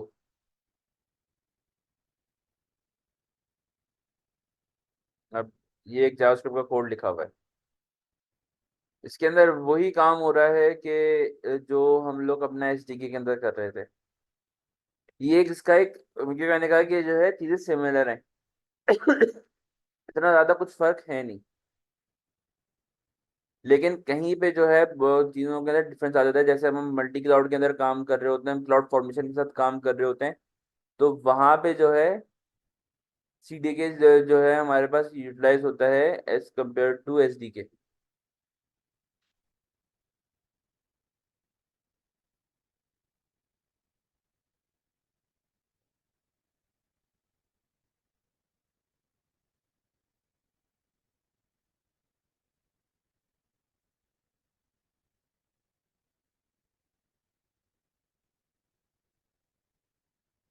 इसके बेनिफिट्स क्या हैं? use AWS CDK to develop reliable, scalable, and cost-efficient applications in the cloud with considerable expressive power of programming languages. This approach yields many benefits, including develop and managing your develop and manage your infrastructure as a code. Practice infrastructure as a code to create, deploy, and maintain infrastructure in a programmatic, descriptive, and declarative way. With infrastructure as a code, you can treat infrastructure the same way developers treat code. This results in a scalable and structured approach to managing infrastructure. To learn more about infrastructure as a code, तो दूसरी चीज हो गई। With AWS CDK, you can put your infrastructure application, code, and configuration all in one place, ensuring that you have a complete cloud deployable systems at every milestone. Employ software engineering best practices such as code review, unit test, and source control to make your infrastructure more robust. अब बात वो हो रही थी कि जब cloud formation हम लोग पढ़ रहे थे कि पूछा जा रहा था कि जो है कि हम जो सर्विसेज डिप्लॉय कर रहे हैं, कि हमारी एक एप्लीकेशन थी वो डिप्लॉय हो रही थी, लेकिन वो डिप्लॉय हो कैसे रही थी उस पर जो है बहुत ज़्यादा जो है एक वो राउंड एंड राउंड क्वेश्चन घूम रहा था। तो वहां पे काम आता है ये सीडीके का, कि आप जो है इंफ्रास्ट्रक्चर एज अ कोड, जिस तरह हम उस दिन बात कर रहे थे टेराफॉर्म की, मैंने आपको बताया था कि टेराफॉर्म एक टूल है, तो उसी तरह टेराफॉर्म की तरह एक टूल है सीडीके, कि जिस तरह आप जो है टेराफॉर्म के अंदर चीजें कोड करते हैं उसी तरह आप जो है इसके अंदर पूरी चीजें कोड कर देंगे अपने इंफ्रास्ट्रक्चर की। इसका फायदा क्या है? क्योंकि आप तो कहेंगे हम तो हम लोग डॉट डॉट फंक्शन भी कर सकते हैं, हम लोग कोई टेम्पलेट लिख सकते हैं। आप इसके अंदर सीडीके के अंदर आप जो है अपनी डिजायर्ड लैंग्वेज के अंदर चीजें लिख सकते हैं। क्लाउड फॉर्मेशन के अंदर तो ये था ना कि आपको जेसन के अंदर लिखना है तो आपको यमल के अंदर लिखना है। अब आप चाहें तो सीडीके यूज करते हुए आप जो है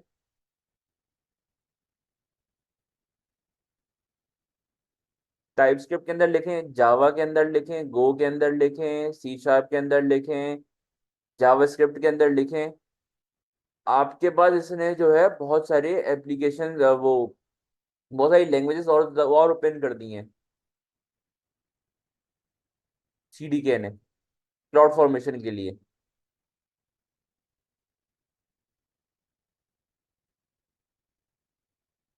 किसी का कोई क्वेश्चन सीडीके से रिलेटेड?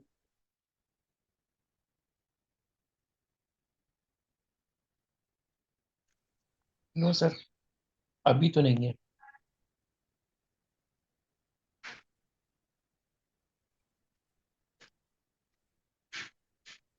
क्वेश्चन है नहीं अभी।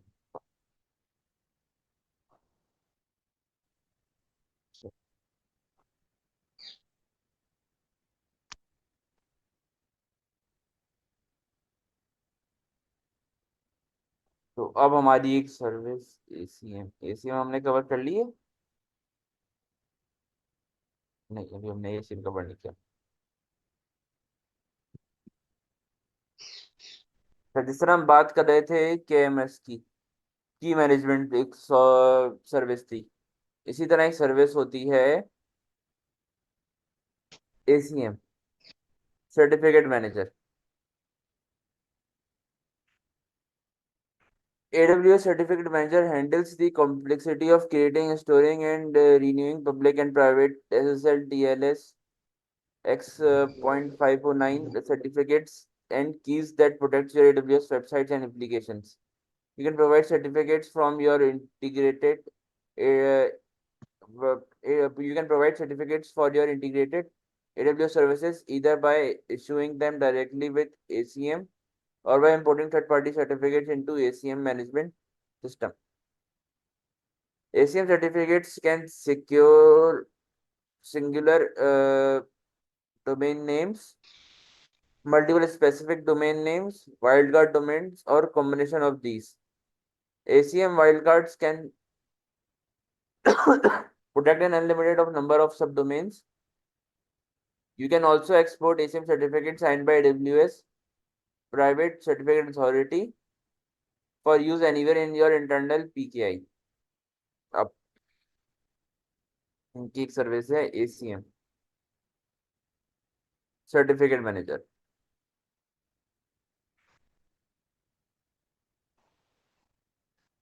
अब यहाँ पे जो है आपके पास दो ऑप्शन है कि अगर आपका कोई सर्टिफिकेट बना हुआ है तो उसे आप इंपोर्ट कर सकते हैं या आप एक नया सर्टिफिकेट बना सकते हैं।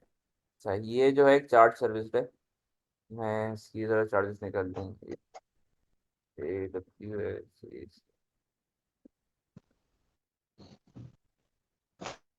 प्राइसिंग।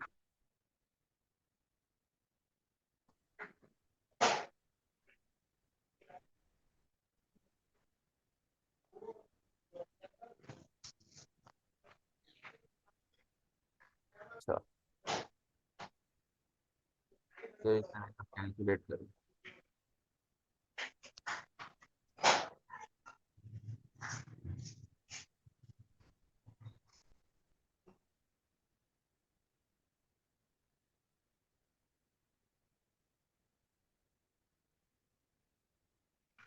पूछा है कि एक सर्टिफिकेट प्राइवेट सर्विस।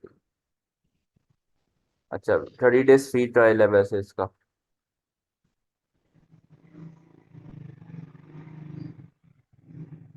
लेकिन आप ये देख रहे हैं मंथली कॉस्ट कितनी हो गई है एक प्राइवेट सीए की, $400। Number of general purpose mode private certificate, हालांकि हम प्राइवेट की बात कर रहे हैं, हम जो है पब्लिक की बात नहीं कर रहे हैं यहाँ पे। ये प्राइवेट पे जो है ये लोग चार्ज कर रहे हैं $400 पर मंथ।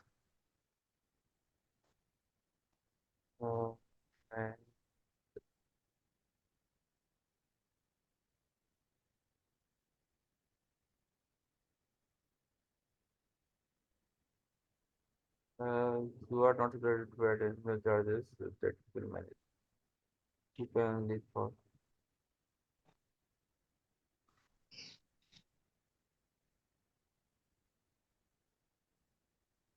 तो ये उधर ही ले आया मुझे ये डॉक्यूमेंटेशन से। लेकिन जो सर्टिफिकेट्स होते हैं और खासतौर पर पब्लिक सर्टिफिकेट्स, वो काफी ज्यादा कॉस्टली होते हैं। तो जरा इधर ना थोड़ा सा ध्यान से, जो रिक्वेस्ट सर्टिफिकेट है या क्रिएट अ प्राइवेट सीए है, तो ये जो है चीजें थोड़ी सी है ना पेड है, इसलिए इनके बारे में ज्यादा मैं आप करके दिखा नहीं सकता चीजें। लेकिन यहाँ पे जो है आप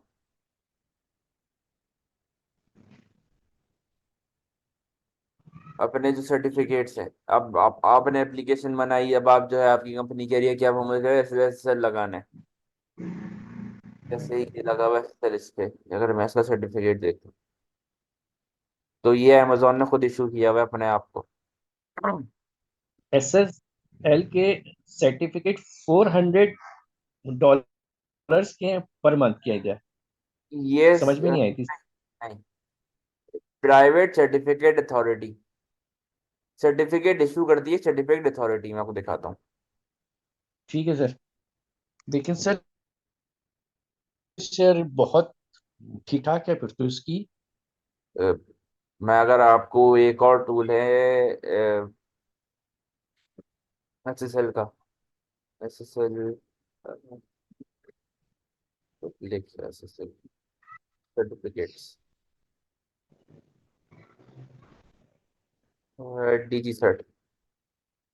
मैं DG सर्ट से आपको एक सर्टिफिकेट की प्राइस दिखा देता हूँ।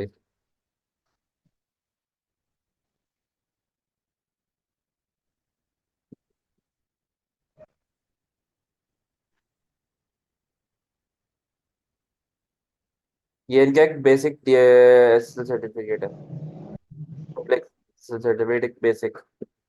इसकी आप प्राइस पढ़ लें यहाँ पे। ये पर ईयर है वैसे तो प्राइस, लेकिन ये जो है आपके एक ही साथ चार्ज होंगे, ऐसा नहीं है कि आप साल के एंड में जो है कर सकें। और ये एक बिल्कुल बेसिक सर्टिफिकेट है।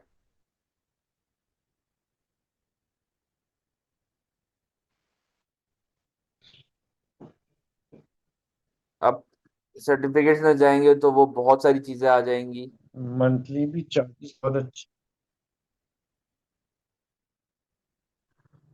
वो सर्टिफिकेट्स बहुत सारे टाइप्स के होते हैं। वाइल्ड कार्ड हैं, आपके प्राइवेट पब्लिक सर्टिफिकेट्स हैं, आपकी सिर्फ पब्लिक सर्टिफिकेट्स हैं, दो सर्टिफिकेट्स बहुत सारी टाइप्स आ जाती हैं। लेकिन सर्टिफिकेट्स होते काफी ज्यादा कॉस्टली हैं।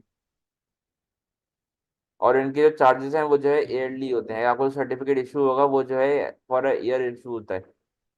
जैसे इधर मैं आ जाऊँ, मैं इनका सर्टिफिकेट देखता हूँ। इनका सर्टिफिकेट DG सर्ट का है।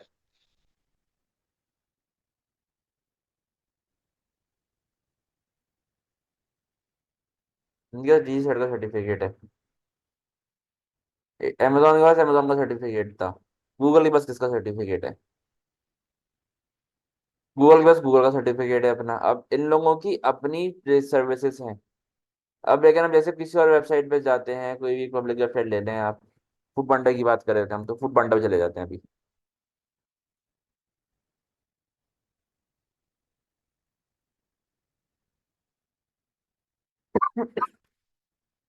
तो फूड पांडा यूज कर रहा है लेट्स इनक्रिप्ट का सर्टिफिकेट। ये भी एक और सर्टिफिकेट इशूअर अथॉरिटी है। तो पब्लिक सर्टिफिकेट इशू करने की बहुत सारी अथॉरिटीज होती हैं। आप उनसे जाके अपना सर्टिफिकेट खरीद सकते हैं। आपने अक्सर देखा होगा बहुत साइट्स पे आ रहा होता है CDBS इशू। हालांकि सर्टिफिकेट होता भी है, लेकिन वो किसी ऐसी कंपनी से उन्होंने लिया हुआ होता है जो कि ज्यादा जो है रिकग्नाइजेबल नहीं होती। तो वो जो है हर जगह आपके पास रिकग्नाइज नहीं हो पाता। आपको आपका जो ब्राउजर है वो आपको इसलिए जो कहता है कि ये जो है सिक्योर नहीं है। तो इसलिए एक रिकमेंडेड तरीका ये होता है, आप जो है अपनी वेबसाइट्स के अंदर सेल्स सर्टिफिकेट यूज करें तो वो जो है किसी एक कॉम्पिटेंट अथॉरिटीज का जो है इशू हुआ हुआ हो। अब जैसे मैं अभी जिस का AWS अकाउंट यूज कर रहा हूँ, मैं अगर इनकी वेबसाइट खोलता हूँ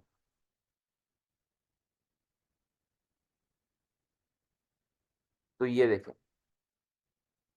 यहाँ पे जो है गूगल, ये जो गूगल सर्टिफिकेट यूज कर रहे हैं।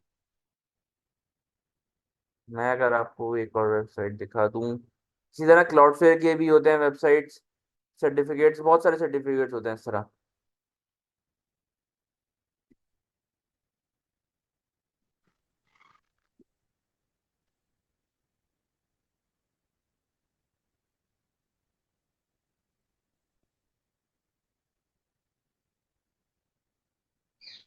ये क्लाउडफ्लेयर का सर्टिफिकेट यहाँ पे लगा हुआ है। तो बहुत सारे सर्टिफिकेट्स होते हैं। अब यहाँ पे जो वाले सर्टिफिकेट से ये जो है फ्री वाले सर्टिफिकेट चल रहे थे। जब आप जो है कुछ जगहों पे जाके अपनी वेबसाइट होस्ट करते हैं, जैसे क्लाउड फेयर है, आप क्लाउड फेयर पे जो है फ्री अपनी वेबसाइट के लिए सर्टिफिकेट ले सकते हैं। लेकिन वो सिर्फ उस एक स्पेसिफिक वेबसाइट के लिए होगा। आप जो है आपको उसकी प्राइवेट की नहीं मिलेगी कि आप उससे जो है और चीजें इनक्रिप्ट कर सकें या जो है और चीजें जो है डिक्रिप्ट कर सकें। जब आप वेबसाइट वहाँ पे डिप्लॉय करेंगे तो उसके बाद वो जो है आपको जो है एक सर्टिफिकेट जो है लगा के दे देगा। अब यहाँ पे क्या है, यहाँ पे आप अगर सर्टिफिकेट यहाँ पे अपनी एक एप्लीकेशन डिप्लॉय करते हैं तो आप या तो अपना सर्टिफिकेट इंपोर्ट कर लें। लेकिन इंपोर्ट करने के लिए वो आपसे जो है प्राइवेट और पब्लिक की तो अपना दोनों मांगेगा, देंगे प्राइवेट की। आपको जो फ्री सर्टिफिकेट्स हैं, जैसे मैंने अभी आपको दो फ्री सर्टिफिकेट्स दिखाए दो वेबसाइट्स पे, यहाँ पे जो है दोनों पे जो है प्राइवेट की नहीं लगी हुई थी। मेरे पास दोनों की प्राइवेट की नहीं है, क्योंकि ये फ्री सर्टिफिकेट्स हैं। ये जो है जो इश्यूअर्स हैं उन्होंने अपने पास ही रखे हैं प्राइवेट कीज, कि मैं उनको कहीं और ज़्यादा यूज़ ना कर सकूं। अब क्या होता है कि बहुत सी ऑर्गेनाइजेशंस के अपने जो है सीईओ होते हैं, अपनी ही और सर्विसेज होती हैं जिनको, माइक्रोसॉफ्ट की एक है सर्विस, वो ऑन प्रेम सर्विस है। आप जो है उससे भी सर्टिफिकेट जनरेट कर सकते हैं। तो वो आप यहाँ पे लाके इंपोर्ट करके उनको यहाँ पे तो चला सकते हैं अपनी वेबसाइट को HTTPS पे एक्सपोज करने के लिए।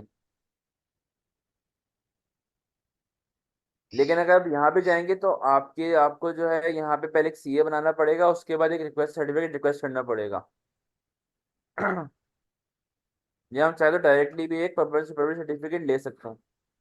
मैं अगर एक यहाँ उसकी प्राइस देखूँ, ये अगर 3 ईयर के अंदर दे दें एक सर्टिफिकेट तो क्या ही बात है।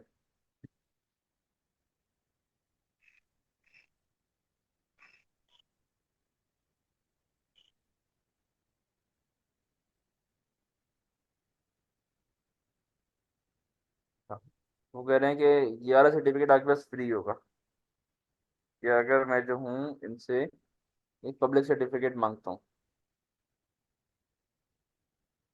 जैसे हम कह देते हैं, जैसे डोमेन नेम है तो नहीं मेरे पास कोई अभी अवेलेबल, मैं शुरू कर देता हूँ।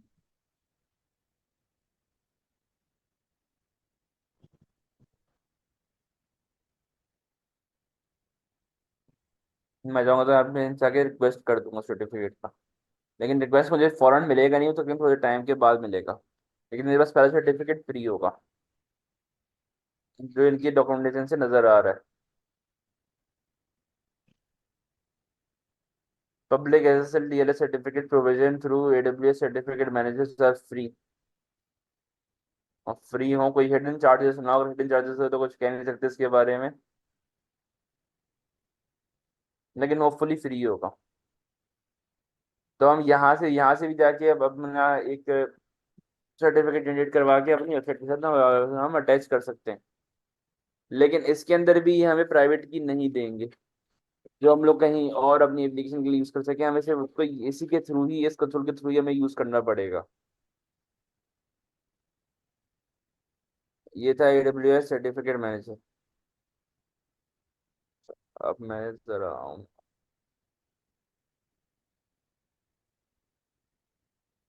अच्छा, तो जरा अब हम जो है ये बताएं, पहले तो आज जो हमने टॉपिक कवर किया उसमें उनमें किसी को कोई क्वेश्चन?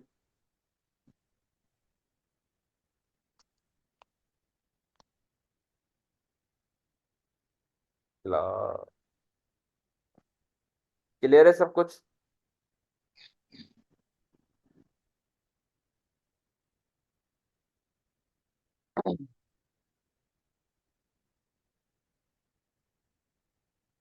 ना क्लियर है ना कोई क्वेश्चन है। ये कौन सी स्टेट होती है class?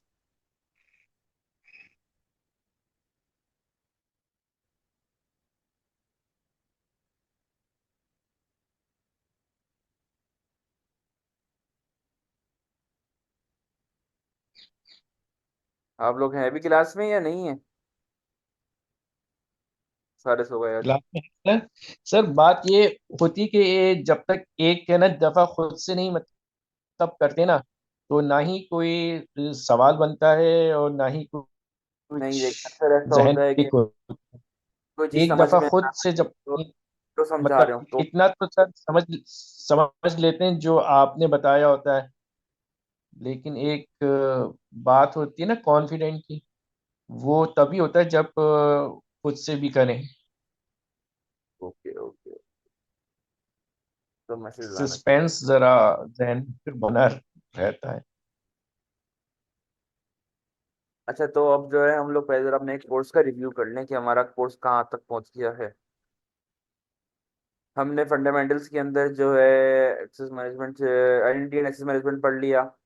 I am roles, IAM policies, Amazon EC2, elastic load balancing, auto scaling group, elastic block store, route 53, RDS, elastic cache, विचुअल private cloud, 3 tier application, S3 की सिक्योरिटीज,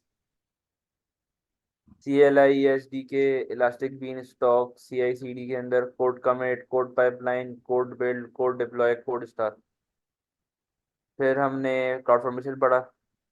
फिर क्लाउड वॉच पढ़ लिया, x ray पढ़ लिया, cloud trail भी पढ़ लिया है। हमने SQS और SNS भी पढ़ लिया, कैंसिस भी पढ़ लिया। अब जो हमारे टॉपिक बचा है वो बचा है सर्वरलेस अभी के लिए। इसमें हमारे पास लैम्डा है, DynamoDB है, API गेटवे है, कॉग्निटो है, एपसिंक है और सर्वलेस एप्लीकेशन मॉडल है। क्या हम डॉकर पर आए, हमने डॉकर भी कवर कर लिया। हमने सिक्योरिटी इंक्रिप्शन भी आज कवर कर लिया है।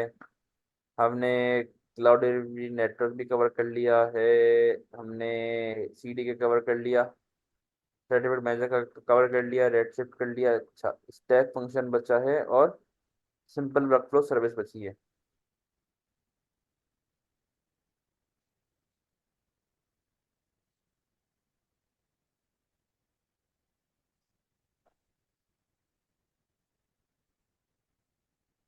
सिंपल वर्कफ्लो सर्विस होनी चाहिए।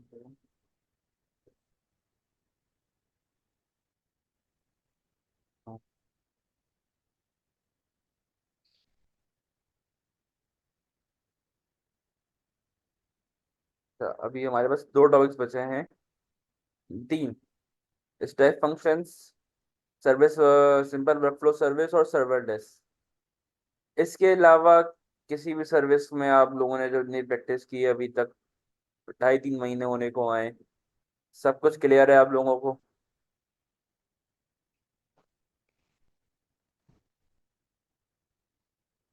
All clear. तो मतलब अगर टेस्ट होगा तो आप लोग के आ जाएंगे 100, 100 आउट ऑफ 100?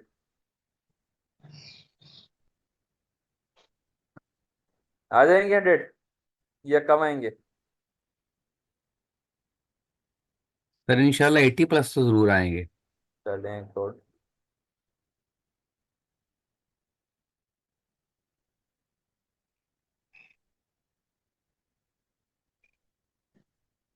अच्छा जी, तो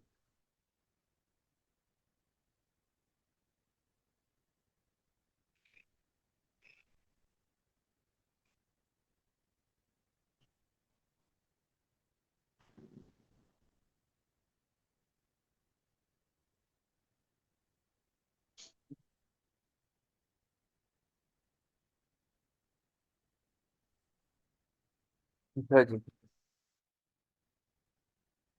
The Amazon Simple Workflow Service (SWF) provides a way to build, run, and scale background jobs that have parallel or subsequential steps. With Amazon SWF, you can coordinate work across distributed components, tracking the state of tasks.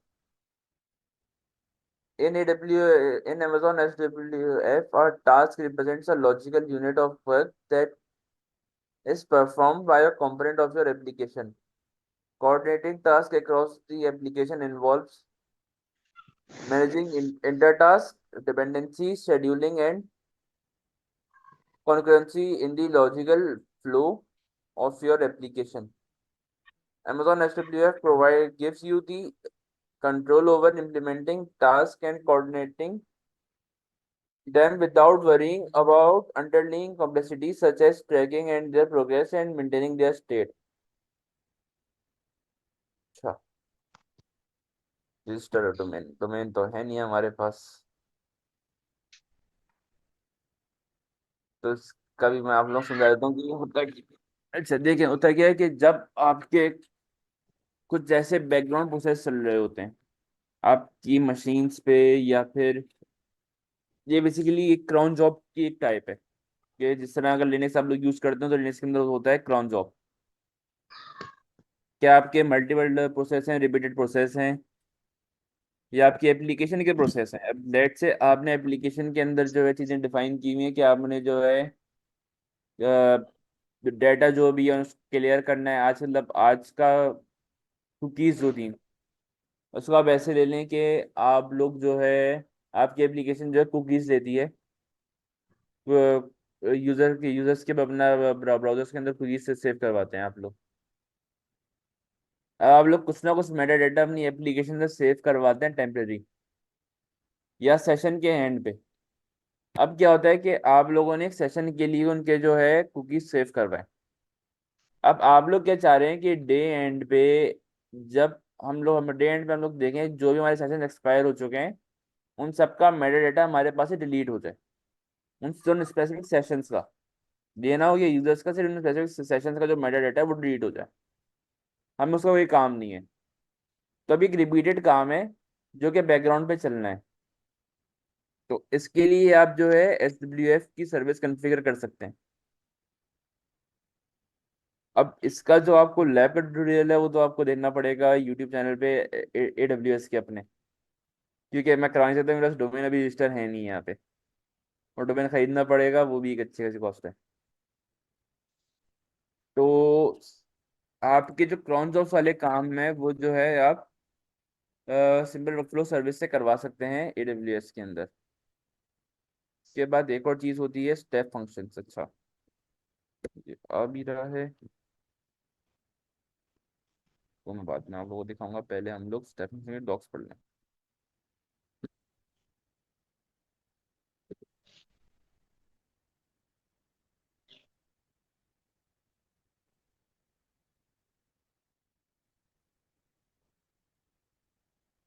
अच्छा, तो AWS step function is a serverless orchestration service that lets you integrate with AWS Lambda functions and other AWS services to build business critical applications through step function graphical console. You see your application workflow as series or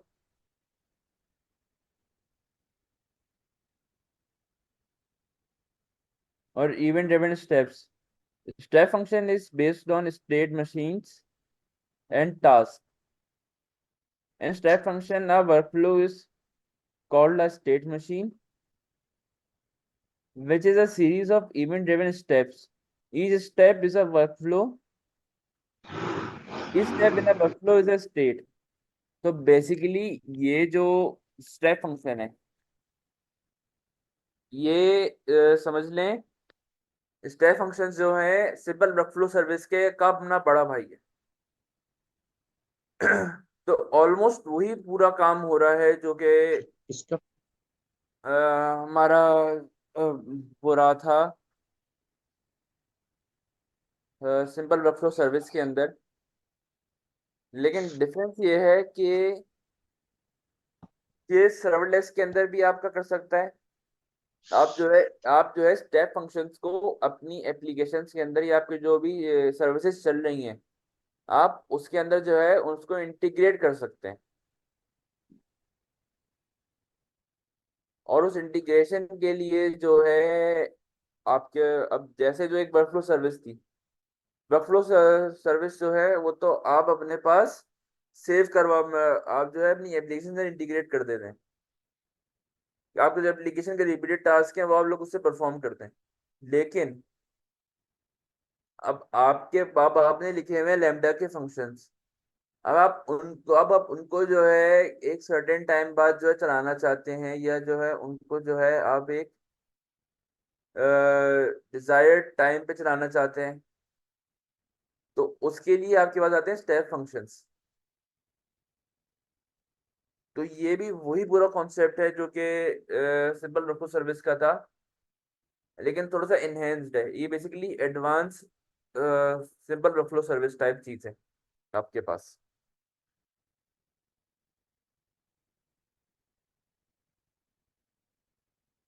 तो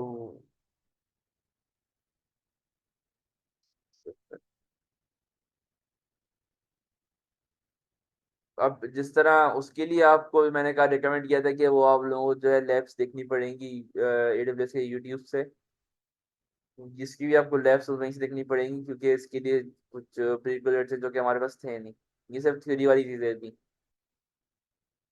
आज की class हमारी mainly based भी थी theory पे। सिर्फ एक service थी हमारे पास क्लाउड फ्रंट वाली, जो CDN सर्विस थी। वो थी बस समझ के हमने लैब किया था।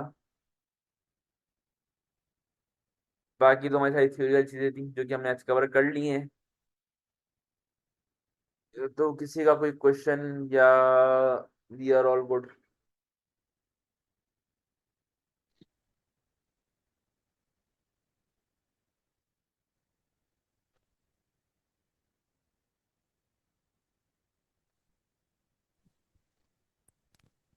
तो क्विज का मटेरियल शेयर करवाइएगा कि इसमें कौन कौन सी सर्विसेज इंक्लूड होंगी अब नेक्स्ट क्विज में।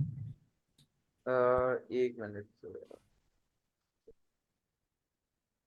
जरा फिर से रिपीट करेगा क्वेश्चन, सॉरी। मैंने इसमें जो सर्विसेज और टॉपिक्स इंक्लूड होंगे उनके नेम जरा मेंशन कर दीजिए।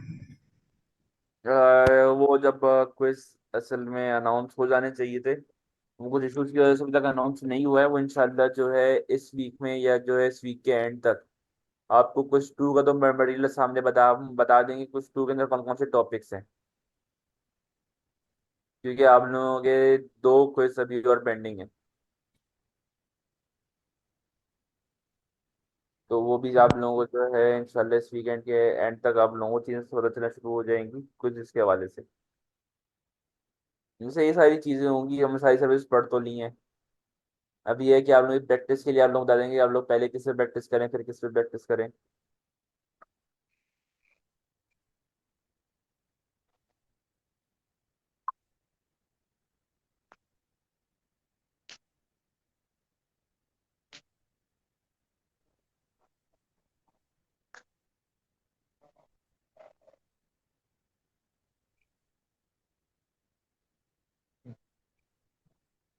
चलिए तो I guess we are all good for now, for today. सारी थ्योरी कवर हो गई है आज की, तो जो सारी चीजें थी। अगर किसी का कोई क्वेश्चन है या पुरानी क्लासेस से इस क्लास से, तो वो पूछ सकते हैं अभी, वरना फिर हम क्लास एंड करेंगे आज की।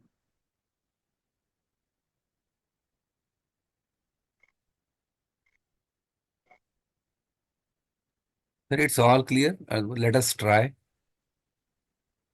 चले, सही है। आप लोग फिर प्रैक्टिस करें, कोई चीज़ हो तो ज़रूर पूछ लेगा नेक्स्ट क्लास में, या उससे पहले भी ग्रुप में पूछ सकते हैं, कोई मसला नहीं है। सब बता, हेल्प कर ही रहे होते हैं एक दूसरे की। अगर उसके अलावा कि कोई चीज़ समझ में ना आए और सारे फंसे हुए हों, तो जो है मुझे मैसेज कर सकते हैं आप लोग चाहें तो। नंबर ग्रुप में नंबर है मेरा, तो चाहे तो मुझे ग्रुप में मेंशन कर सकते हैं ताकि मैं देख लूँ कि मैसेज मेरे लिए ही थे। इंशाल्लाह सर। Thank you. बस। अल्लाह हाफिज।